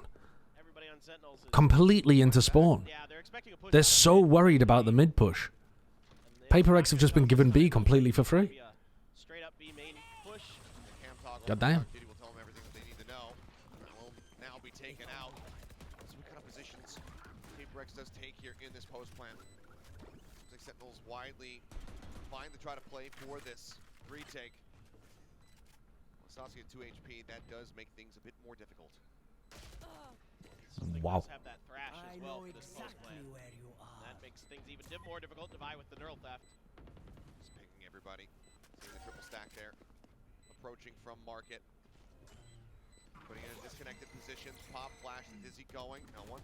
The time is going to be Sentinel's biggest enemy here. Shots. Getting tagged low. Sends out the paint shield with the eye on the lurk. Comes around. Managing to find himself a third. I don't think these B retakes look very good from Sentinels. I think that they seem to just be getting stuck here on B, and they don't have a good system for clearing out market and then putting pressure B main. I've definitely seen teams approaching the B retakes a lot better than this. You've got just one player without utility challenging market, and then Tens throws a paranoia afterwards to try and see if he can trade him. And they're getting stuck. They're playing really slow retakes as well. I mean, in this situation, they were completely playing off-site as the hit came through. But I think this is looking like it's still pretty weak for them. And they need to be practicing playing set retakes a lot if they're going to be playing both initiators on A. Because then they're just not going to be in a position to flood defend very often because they're so committed to A. They're often playing 3 players with both initiators on A. So if that's going to be the case, you can't flood defend very often. Good punish there. Just waiting for the reclear from both of those players. Good call by Paper X. Can they punish Zelsis? Are Tens and John Cutie going to be able to help? To some degree. But Devi's got a bit of a lurk, and so they're going to go back to Devi. Tens ults. Now this seems like a good time to go for this ult. This could be a major disruptor in the game plan for Paper X. They're going to be able to sense this in time and go for the Something has a wingman. off or rotate back. But where the hell's he gone? He could be B main, he could be... Oh my god, what a timing for him to go for that peak. The intuition there is outrageous. Gets the kill. Now the paranoia swings across. The cage down, but it's very shallow. That's a nice little jump peek. Saw him right before the cage bloomed. Shorty pulled. Winnable still. Coming in. He knows where John is. Entering Cyber Cage. Dropped down by John Cutie. So we get the Cypher battle. Cage drops. Oof. John doesn't lose those. Makes sense that there's just too many players there. Paper X never really finding that comfort to get the execute the way they wanted, I feel. Kurt is confused, I think. 2 hours based on this command. What's this changed?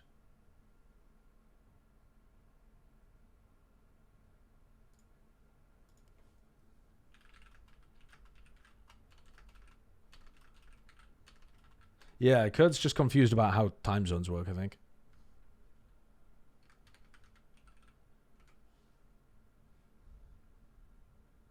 Sent in the fault line to delay.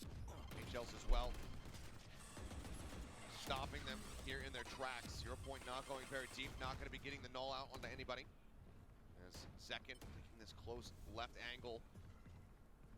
Ooh, Forsaken was reading it for a moment, but shots from the side starting to distract. Dizzy goes out. Wingman going for the plant, but now second. It's his time to strike. Something turns, however. Manages to get the pivot, and the Wingman does get the plant off. Celsius, however, still already far forward alongside John. Cypher Cage round goes down, and Jing able to find 2. Taken out by 10. Jing used his ult there as well. Just got mowed down. Just now making his way through both. But another round here where Sentinels are losing to No reason I'd say not to try it. the B hit and not being able to retake against this. After this, he's gonna look for Wait, surely they're losing this, right? Mind Freak. Oh, maybe they're not. Trying to land Oof, right they there. are. Kind of expecting maybe that season, just knew that he had to hold that down. Was able to do do so. Around though, Jing does lose the showstopper, and there's crucial ults moments away. All right, so now they're just going to go for a straight-up B hit. With another from the shadows, you've got Zelsis one away from The KO puts so much pressure onto John Cutie. He's got to play offside. Jing's just getting hit by every tripwire. John Cutie has to play pretty far offside to avoid getting hit by the knife. Or he just has to accept that he might get overwhelmed. So now they've got a retake. This time they're pathing through mid to re-clear market, which seems like good pathing to me. The paranoia as well clears out some of market. Zekken uses ult, and now they're trying to get through onto the site. But they're going to get caught by the... They don't have Boba control now. Now they've put too many players in market. They've put 4 players in fucking market, instead of at least having 2 over towards Boba. So now they still can't really get onto the site very easily, and they've taken a while doing it, so Devi's on the lurk. They might still win this. Ah, but Devi's got one of them.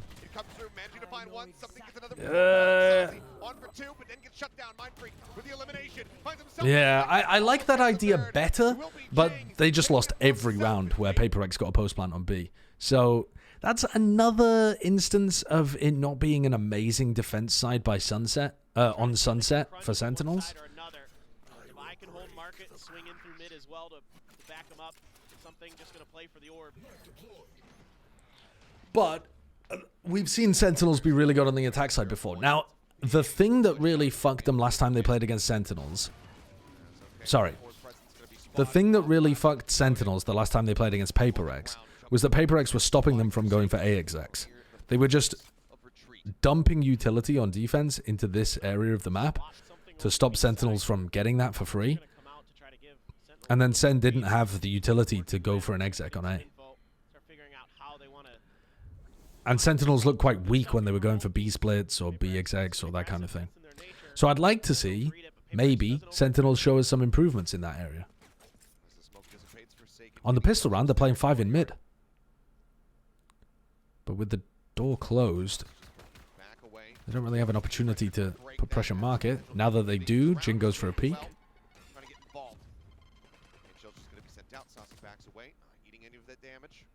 Why is Devi going for another peek here without any help from top mid? He gets away with it. In the meantime, they're stacking 3 players over towards A on defense. So Zelsis keeping all of his breach utility, though, could make the difference. They might still be able to win this. Wow, that stun is lovely. That's like they have wall hacks, man. They just completely crush Jing and Forsaken. 10 seconds. Wow, and Sentinels still win. Yeah, they didn't manage to drag out any utility from Zelsis and Zekken, even though they were down in a 4v5. That's crazy, though, that they put the utility exactly in that spot. I don't know how they got that read.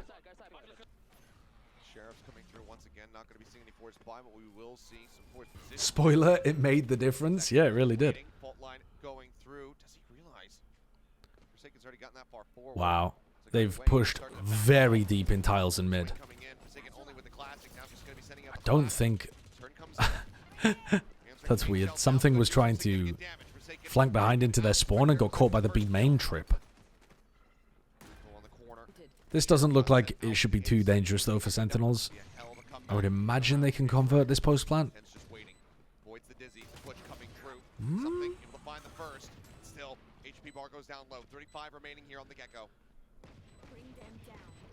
Look at this stun lineup for Zelsis. Zelsis's breach has improved a lot. I think Zelsis is playing breach on this map better than Tens was, actually. And I thought Tens was playing pretty well on this map.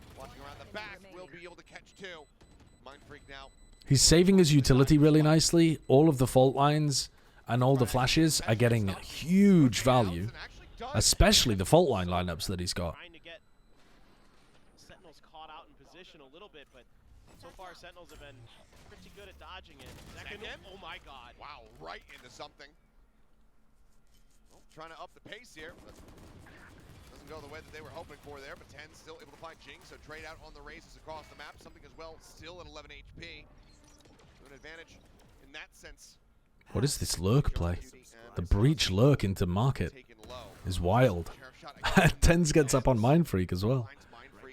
All right. He's going on a lurk. The lurking breach. Girl, thank you for the Really prime. anticipate, but seems like he's not going to be pushing towards him. He just wants to hold the angle while Tens continues to draw attention. He will fall, but no spike noted here from Paper X.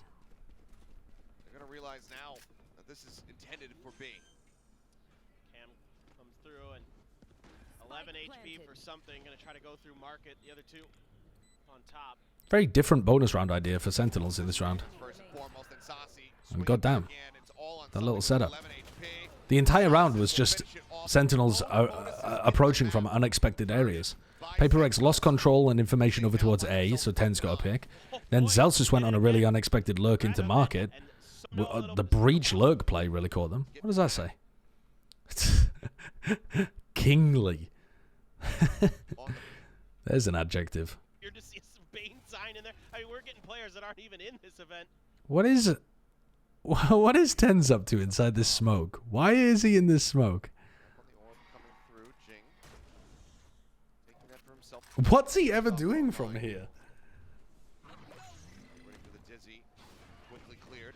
Just got a better angle once the one-way dissipates, Trying to scare something off but he from can't this. move. He can't scale with his team.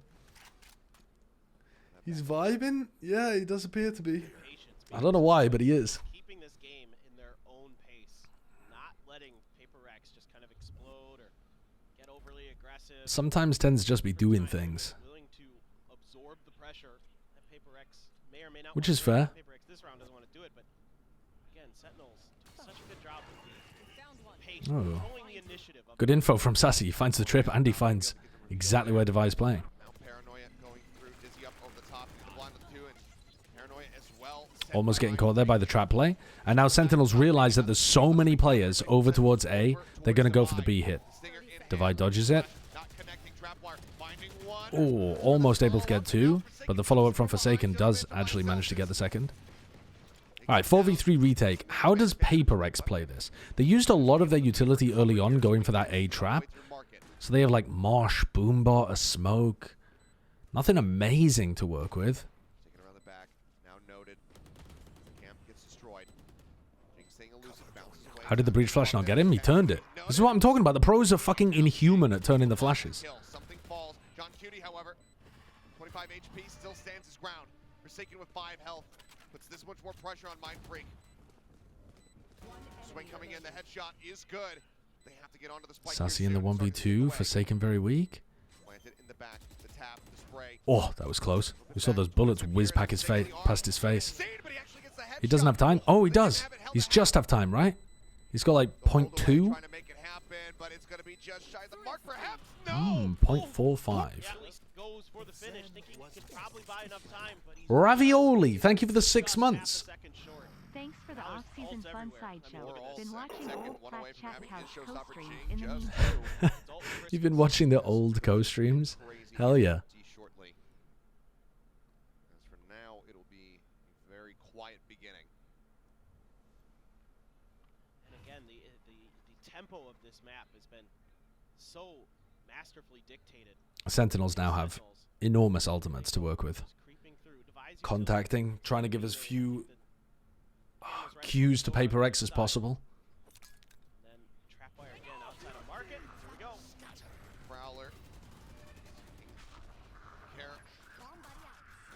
A little catch there.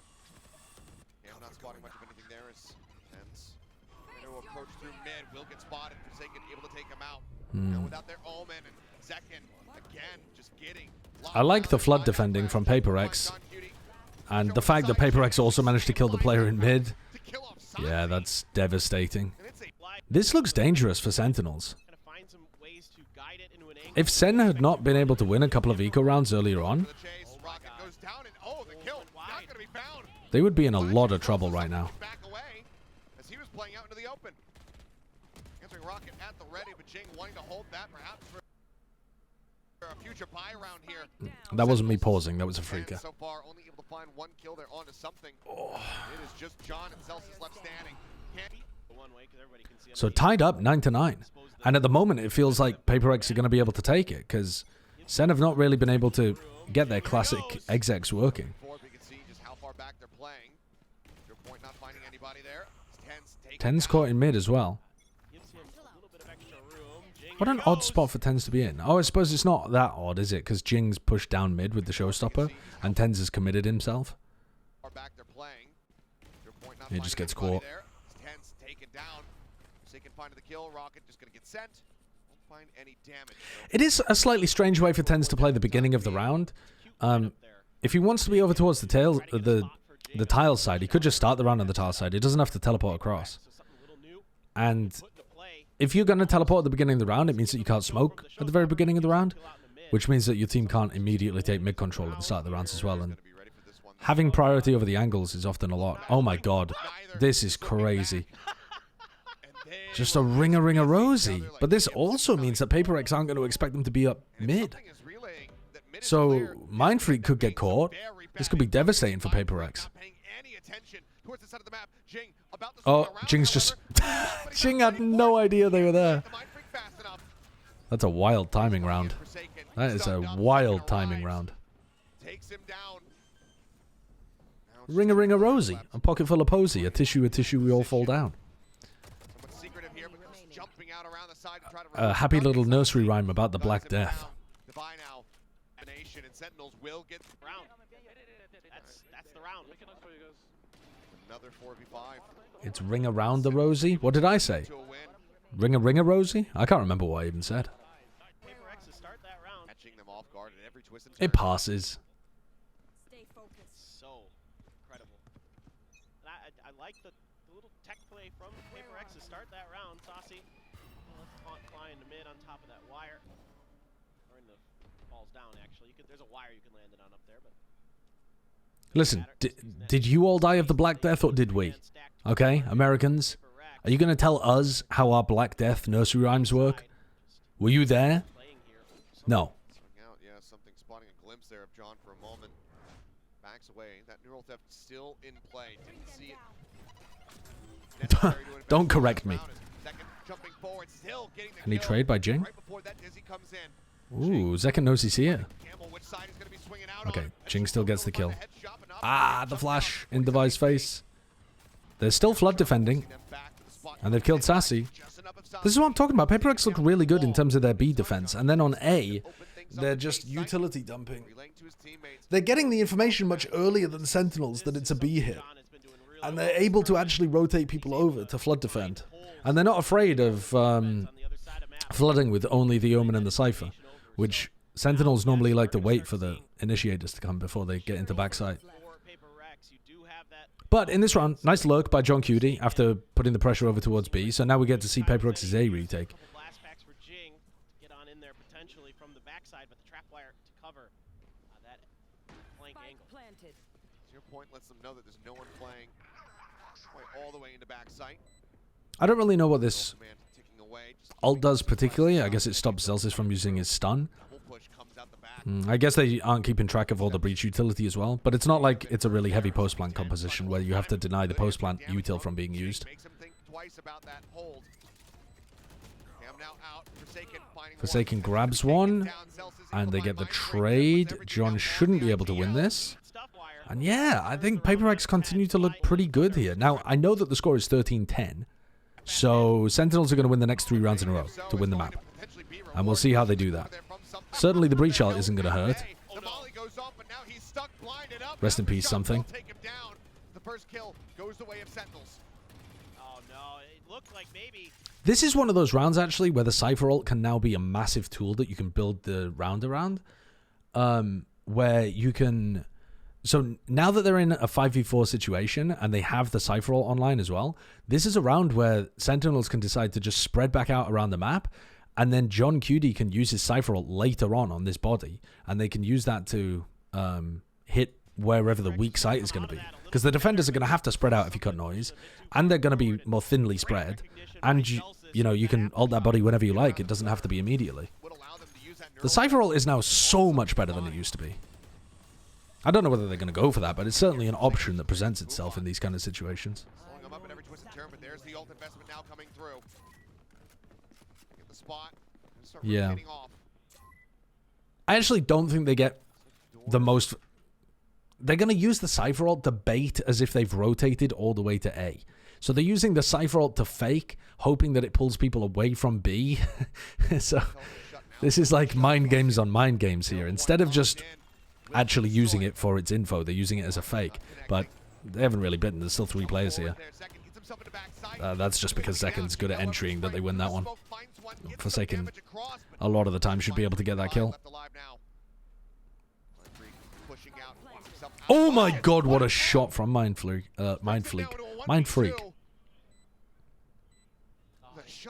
His mind is on fleek.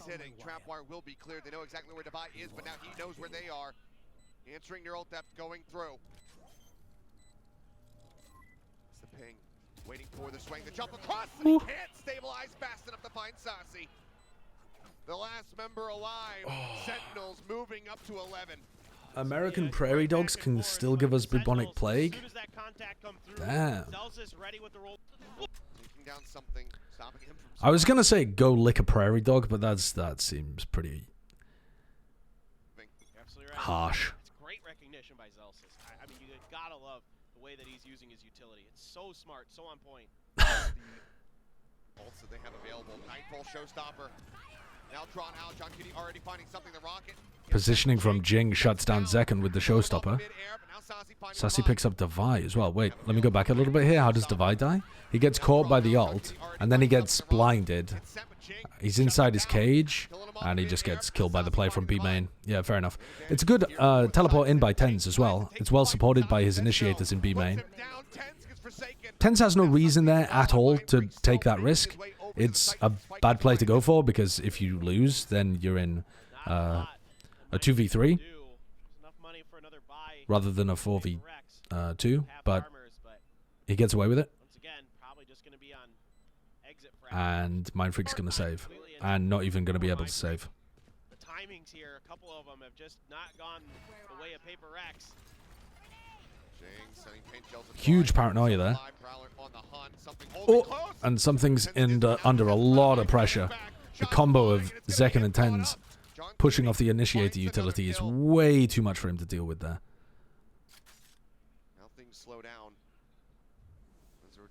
So this is the first time that we've seen Sentinels actually get into a position where they can go for their big A exec. All 5 people caught by that 0 point.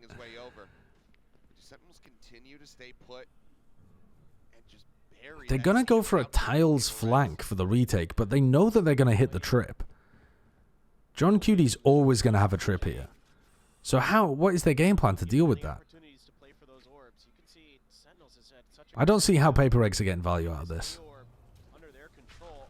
I mean, they know that it's going to be an A round, or they just break it. And they're trying to find a timing on Zelsis, on a timing on the exec, which they do, but now they've also opened the door behind. This is a great call. Great call by John Cutie to just leave and go to B, I think. Because you've killed the player that was playing behind to contain you. Oh, wow. And then they've called an audible off the back of that because Sassy heard them all running away. So they were going to pivot to B, and then Sassy hears them all running away, and they're like, fuck it, let's hit A. Dude, this team's mid-rounding is so good. 2023 Sentinels could never. They actually could never. The addition of John Cutie and Zelsis has just leveled this team up so utterly. Holy shit.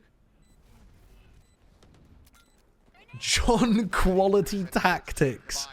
That's an amazing nickname. Who came up with that? Is that a Triceratops original, or is that from somebody else's stream? That's so good. You did actually cook. John Quality Tactics. Yeah, my middle name's Quality. My second name's Tactics. I go by John Cutie. Okay, we have 30 minutes. Do or die. Paper Rex. Oh, Kurt needs me to DM them. Kurt needs me to DM him my prediction for Convergence. Just a winner? Is that what he's after? Yeah. Oh, I did not realize the format of this tournament was just groups that only promote one team into one grand final. That's a wild format. Holy shit. There's no bracket. There's just a grand final. So you have to win your group. God help them if there's some kind of tie where everyone goes 1-2 or 2-1. Wait, is that possible with 3-team groups? No. Right? Dude. My brain is getting twisted into knots. Fuck it. I don't care. Doesn't matter. They go 1-1? Oh, yeah. How are you going 1-2? Dude, bro. Yes. Everyone could tie 1-1. Who do I think is going to win? Okay, let's look at this. So, Foot are almost certainly going to be in the finals. But I guess it could be Gen G. Their roster looks okay, but I think Foot are going to do better than them. And then on the other side, this group looks a lot more stacked, which makes it difficult to predict who's going to get out of it, because I don't know whether Vitality or Furia would get out of that group. And Global might be all right as well. I don't think they'll be amazing, but they might be all right. So, do I want to pick one of Vitality or Furia? Or do I just want to go for the safe team I think is going to be in the finals? I'm going to go for the safe team in the finals. I'm going to go for Foot. Even though I think they're probably not going to be favored in the final, I feel more confident thinking Foot's going to be in this match than Vitality or Furia. So I think there's a better chance. I don't know. Actually, that's a stupid way of doing it. Who do I think is going to be the best team?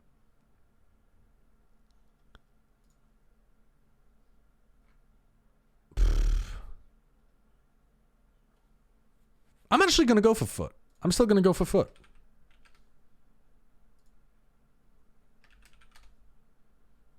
I like what Foot were cooking during the off-season, and I think that they've got enough firepower spread across that team to shut down like a very MW-focused Furia. And while I'm high on Vitality, I think they're going to be a really good team. I want to see them play before I just predict them to win a tournament. In cruise control. I'm going to go for Foot. Continue to ride this momentum to find themselves that first ever AVL. I wouldn't be surprised if any of those three teams actually did win, though. I think those, if it's one of the teams outside of the top three of Foot, Vitality, Furia, then I'll be surprised. If True Rippers win or Global win. The other coin, the other side of the coin. I mean, Off the rip. yeah, even if who's the other team there? Even if Gen G win, yeah, I would be surprised. Smoke coming down. All right, sorry. Let's pause. Let's focus on what's going on for a moment. So, Tens is playing KO. I've seen the stats already, and I know that he popped the fuck off. This is a really standard, like, old-school composition. It doesn't really do anything new or different. On the other side of things, we've got the Jet Yoru comp, which is very good at being able to get past trips, get deep, explosive execs onto B in particular, actually. So, let's have a look and see how these interact. On the defense side, we've got a pretty standard Viper wall coming out from Zelsis. A trip over towards B for Tens to anchor. This is the fucking thing again where Forsaken has a teleport, right? And then he jumps into the trip and teleports away. But he hasn't put down his teleporter? No? What in the dickens is he doing? Capitalizing off the catch. Forsaken falls right into the net. He went for a jump peek towards ladder. Again, well read by John with his utility early, finding tremendous value. I don't have an answer for that. Up there in case there's any kind of rotate from PRX, but They realize the trips come back, right? I think it when I've seen them do it before, it's like as a fake, like it keeps people on B and then they immediately exec A. To be honest with you, TMV, I don't even like the Yoru on this map. I think a lot of it is just overcooked nonsense. But I mean, it's better than just running into the trip and dying. Okay, that's an appalling pistol round.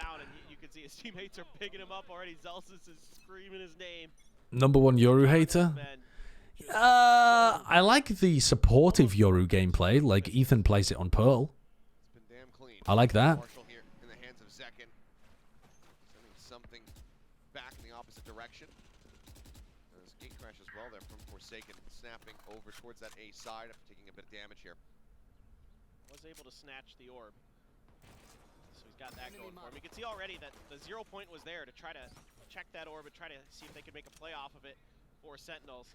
Devi does have a marshal of his own. See if he can find some value, something in a sheriff as they start to get ready for this hit. Trap wire a little bit further back. Ping coming down. Take your time. It's not like I'm in a rush. I'm trying to get this map done in 25 minutes. PRX, you're known for being a fast-paced team. Let's hit the fucking go button. I like that recon dart. God, Zelsis' movement when he has like a run and gun weapon, like a Phantom or a Spectre or a Stinger or something, is so good. Some of the players in Americas are just outrageously good at those kind of movement-based kills. Like Leaf and Zepper, Zelsis. Yeah. It's wild. Okay, so they're going to try and go for a mid to A. They're doing a great job of keeping track of it. Making sure they know where he's at.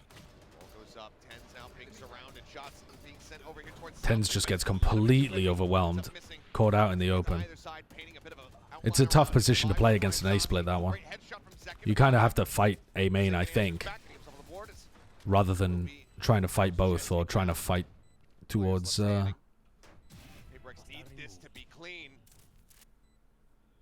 because if you try and fight the people coming through double doors, you end up just getting pushed by the people at A main, and it's really difficult then to not get pinched from both sides.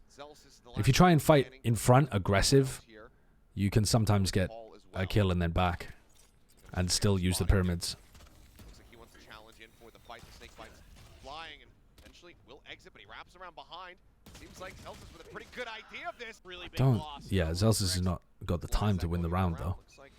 Forsaken's got a judge here. Knife over to elbow. Doesn't see anything. Sassy was thinking about using recon, I think, over outside cave there. And here we go. Coming into A. Same kind of A split. They're worried about this Yoru.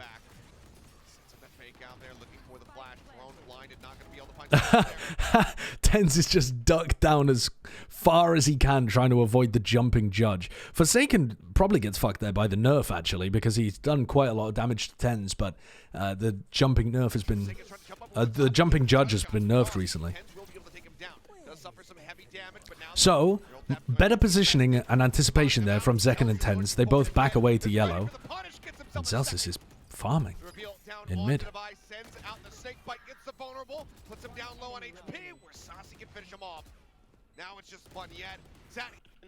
A good passive play from Zekken and Tens on A there. Just allowing them the entirety of the A site so that they can then group up together afterwards. But man, oh man, Sentinels just are absolutely on one. Now Zelsis has the bit. I couldn't even tell how Forsaken used his utility there as he came out of the ult. Zekken tries to push up, but something's ready for it.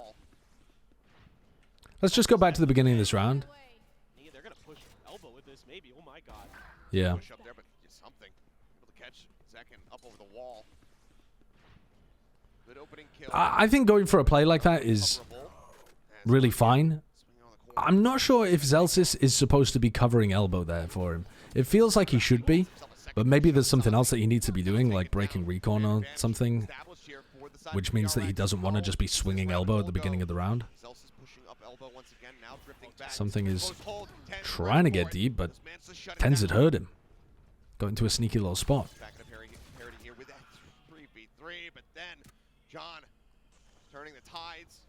It's the reveal on a Forsaken, and it's a very easy cleanup. They got a lurk going on here, but I mean, they're still not going to be able to win 2v3, are they? Not unless Devi picks up a bunch here. Well, he gets one. Is that going to be enough? It might be. Oh, Devi's got such a great timing there to go for a pit. Oh my god. Devi was really struggling to get kills like this on Sunset. And now he's going nuts in this round.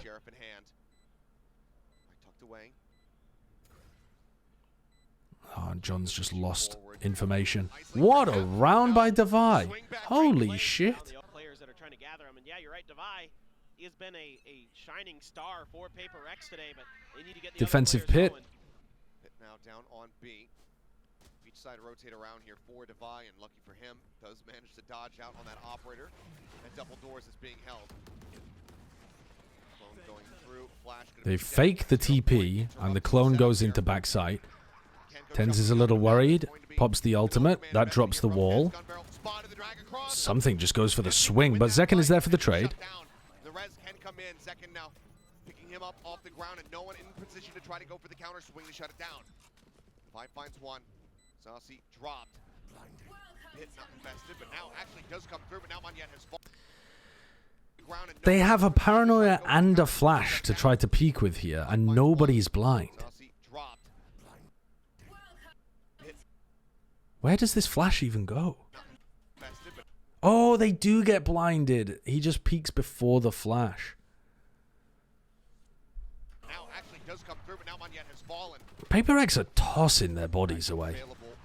Spike barely covered by It's kind of sad to watch, actually, because I was really looking forward to watching this final and popping off about how good Sentinels looked. And I think they looked really good on map 1. But a lot of what I'm watching is Paper X just having half-baked setups and having their execution be really wonky, probably because they haven't been practicing in the offseason and they're rotating their 6-person roster around, one of which is about to go into military service, for fuck's sake.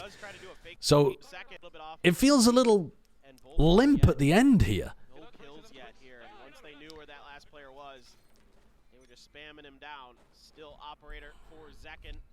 Different angles. Because I think Sentinels could have maybe won this game anyway, even if Paper X had been playing well. Going for the orb. So it just kind of feels a bit cheap that they Keeping track of that positioning makes his life didn't very have to difficult didn't have to get past a really strong Paper X. against DRX. Not cheap, but like, I don't know. Up there with the TP to try to bait a little bit. Shock darts It would be better for them clearing this to trap. show that they could.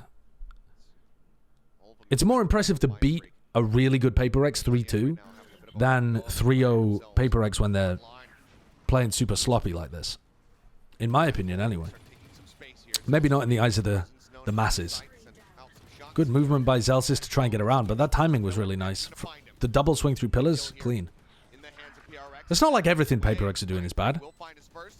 John taken down behind the half wall. Tens spotted. Mind Freak now finding a second. Will get dropped. So this is one of the biggest strengths of their composition, is the ability to dive really deep and get a lot of pressure onto site anchors on B. See, just relax, guys. Just relax. Dash around for the Oh my! interrupt on the back Just side here. again Flash swinging trying to way cut off before retreats. any kind of flash utility. Saucy, but Forsaken able to equalize. Now, Please don't have Zekken win this round, man. over the wall. The jump, he drops down. Zekken He's got a blows great the chance of shot, winning he's it with the running out of knives. time. Needs to nail this. Oh, he missed! The right click somehow whips. Forsaken. Oh, fucking hell. It's clean angles. Paper X get away with that one. Just a hair off. It's going to be off the ops of Saucy has fronted the cash to be able to get this back into Zekken's hands, who's now pushing down towards elbow, but it gets pinged, but still a bit Going for the Sova ultimate to punish that and try and bail Zekken out. Sick idea. Elimination coming through. He knows exactly where that recon's come from. Alright, here's Forsaken's ult. Flash out from Forsaken, just trying to Alright, slow what's he down doing with it? rotates. What is he doing with it? He just left. He just went back to bricks. Not a bad idea, to be honest. Shot from Second going a little bit high. Okay. Devi didn't get caught by that 0 point, so he's still got a wall to play with. To the side, Here comes the wall. keeping himself safe for the time being, but that Oh, he just... They always want to play aggressive, man. Devi always... Like, he's got the wall up. They could be trying to get to better post-man positions, and he's just trying to swing alone as well, I think. And now his wall's dropped, and he's just out in the open. He still gets a kill. managed to find 110s, trades it back. But it's so... Ah! End up falling to 10s, but something quick to go ahead and get the Something, though. Keeps them with Gets the advantage. info. Celsius just trying to swing Got a out. kill before this. Very good idea about where these players are going to be. Something swings. Yeah. To get that diffuse. He If he's cannot getting see mollied there, the he's swinging every time to punish you. For Paper X at all, and that spot by Saucy. Okay, orb should be be able to be taken. Now they're starting to have to invest some extra utility Hmm. to cover these orbs. Wait, where did Forsaken start the round? He starts the round by flashing into A main. He takes the orb, and he's got a teleport that goes over towards B. That's quite a cool idea. I like this. Lets you access the orb over towards A and control that area. The repush was immediate, though, from Sentinels, but this should be a very solid post plant. They don't have a Viper wall, though. Come on, Devi.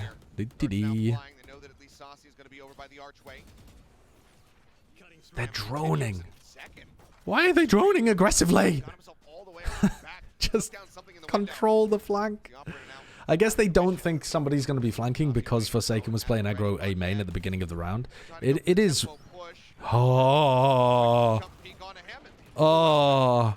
It's like they're trying to bulk out their TikTok album. It's like PaperX came into the grand finals and they were like, guys, we're running low on content. We've got to make the content plays.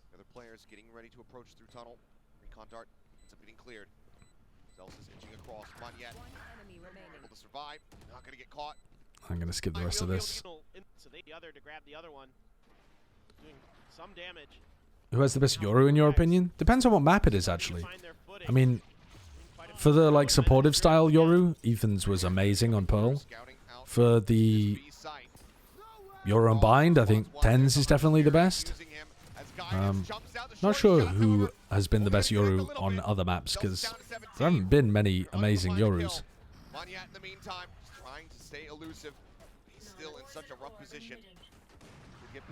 It's a difficult thing to make work.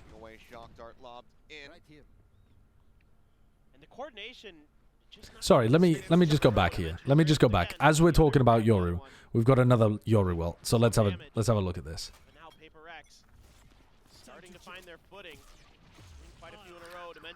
So he's got his Forsaken's teleport takes him into ladder if this ult goes wrong. But oh god, I like the idea there of comboing the Yoru ult and the Sova ult. We've seen a lot of that on Breeze. It's a good setup, but Forsaken was never getting out of that alive unless he got the judge kill on Zelsis, and Zelsis played that really nicely. If Zelsis pulls out any utility, he's dead. If Zelsis shows his back to Forsaken, he's dead. If Zelsis gets caught by the Sova ult, you know, multiple times, or even once probably, he's dead.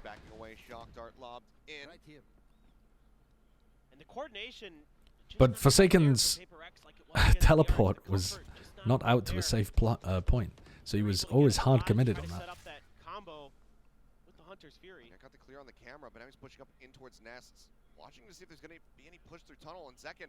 He's aiming low, but Monyet, what a snap up. Okay, so lurk play by Monyet manages to find him a kill. 4v4 now. And they're walking through into A. Sassy was looking to try to... I mean, Tens has called that they're hitting A and that there's multiple double doors and they've reconned A, and Sassy doesn't think there's going to be a lurk. So Devi's managed to find something.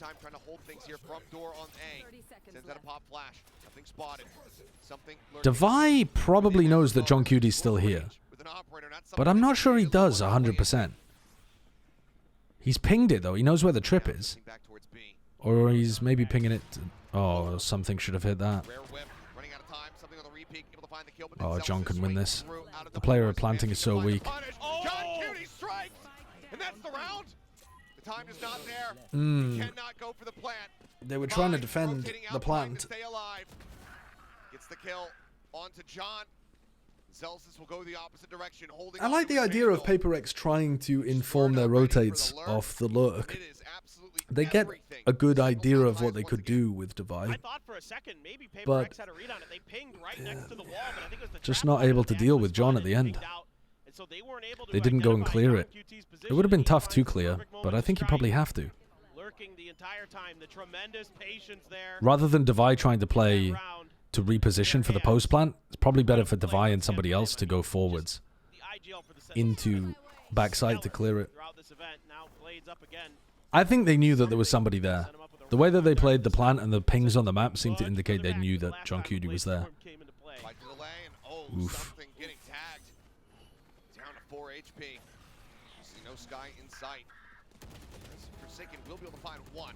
Takes out Celsius 10. Wow. Gets Forsaken for the double kill. Looks to pop that no Holy fuck, and that flash even landed. Takes out something. Looks to take out my freaking Good dog. God. What a round from tens. So, this is what I was talking about. When you get split and you're the A anchor, especially if you're a KO, I think it can often be better to try and go forwards and fight the players over towards A main. And that's what Tens does here. I think we'll see it in the replay. He runs forwards into the smoke, grabs the player, gets a second. Monyet's smoke honestly gives him a place to play around. Monyet's having a horrendous game though. Saucy things. I mean, he has just been unbelievably good today. Monyet has actually been having a pretty bad performance in all the matches that I've seen from Paper X. I don't remember thinking, wow, Monyet's playing well at any point in this tournament. But again, probably not his fault because they haven't been running him every map. They've been rotating him with Jing or Mind Freak or something. Now trying to backpedal, sends down the fragment. Spots Monyet. The fragment kills off something. Tens again, kicking things off with a double kill. Pushes up into the pit, trying to find a device. Right. Tens using his nade on KO is enormous character growth. That's a great round anchoring in that back corner. All on Mind Freak. The shots flying. He gets a minor hit, but second will take him down. Be the finisher. It doesn't get better in this match. Yeah. Sentinels are up 7-5. I feel like But they're dictating the pace of the game. Now they're on this defense. I don't know. I feel like he needs to be shots and bail until they actually focus on having him fully in the team. I don't know why he hasn't just fully taken over Jing's role, but I suppose it does make sense on the double smokes maps for him to play smokes. But he just, yeah. He doesn't look like he is thriving within their chaotic system.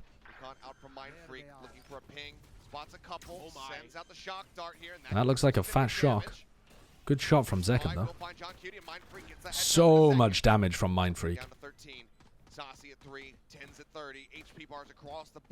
That is a I need to nuke the Genshin channel from the orbit.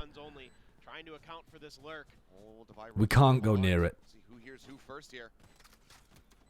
Can you explain what Sassy's doing in the Pladchat thumbnail? No, I didn't make it. I haven't seen it. I don't know.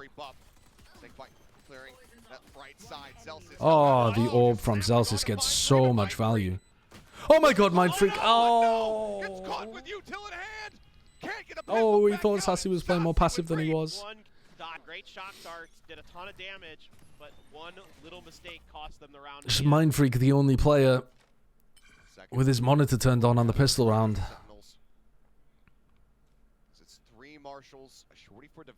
That's not a good hot take. I can judge that hot take. Don't speak again. Finding the hits. Comes back here over towards this B site. Don't ever type anything. Oh, no, RJ. No. No, no, no, no, no, no, no. No. That's even worse than the previous hot take. That's horrible. That's horrible. Oh my god, that's horrible.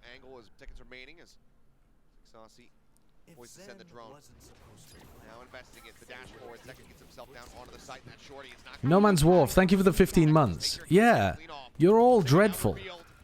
Oh, this made me feel sick.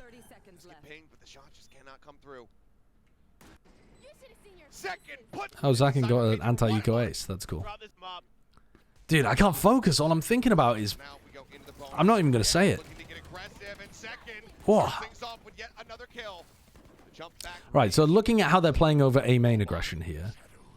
They smoke it. They clone. They get dashed on. They die. Zekken's presumably dashing on this because he's noticed the way that they're playing A main or something. What a shot from Mind Freak. And Tens is playing aggressive through the wall as well. I don't like the idea of playing aggressive 1-by-1 like this. Paper Rex are doing it a lot. Tens just did it as well. I guess Zekken kind of did it too, but Zekken's got knives. I mean, even when Zekken does it though, couldn't Zekken and Tens just sync something up? Where they flash through and updraft above and then double swing through the wall? It would look so much better. And the later they do it, the more chance they catch Paper Rex retaking. These, like, dribbles of aggression are bleh. Ping on the John Cutie, so they know that he's going to be tucked away behind the bricks. Sends the cam out. Forsaken.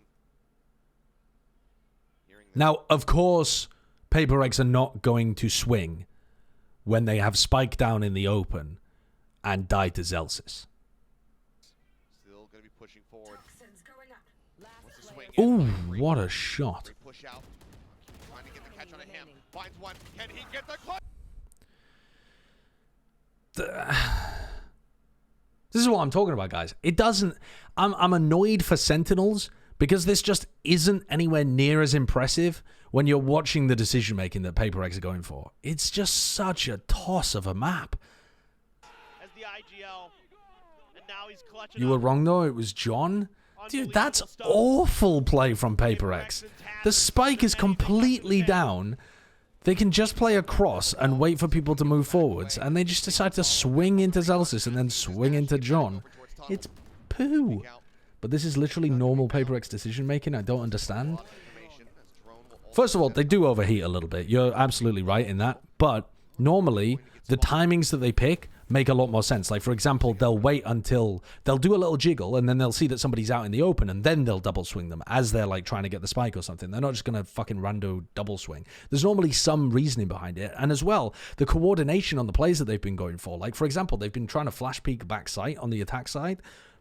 You remember the round where Monya just swung, and it was so out of sync with the what's it called? Yoru flash, too. Normally, their coordination on the micro stuff is really solid, and it's just dreadful. The difference between a good Paper Rex and a bad Paper Rex, I don't know, maybe people just can't tell, but it's not just whether it works or whether it doesn't.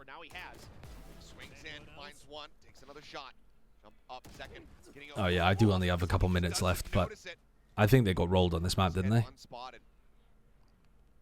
Advantage still here for the side of PRX.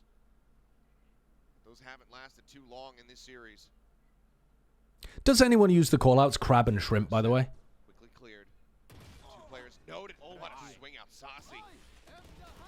Absolutely stellar with that accuracy. Second will fall. Shocker from Saucy actually takes out Mid-Hunter's Sphere. Now Monyet gonna be dead. Something up on top with the Guardian in hand.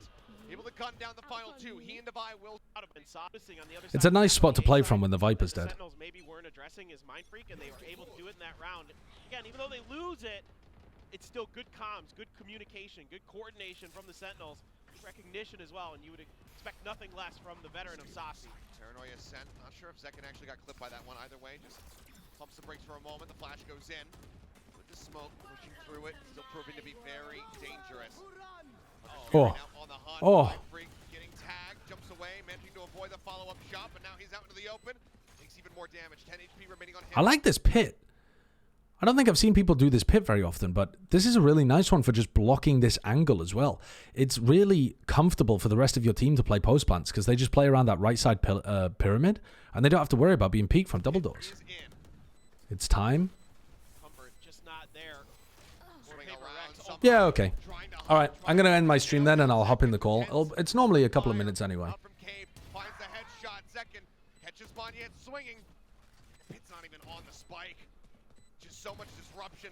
The jump out, the retreat's coming through. Devi and Mind Freak just trying to hold on to these guns. But the hunt has been engaged. All right, I'll see you guys later then. Watch the tens flick. Okay, which round is the tens flick? The next round? All right, we'll watch the next round then. Okay, guys.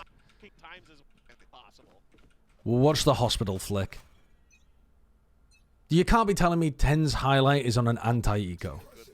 Was it really this one?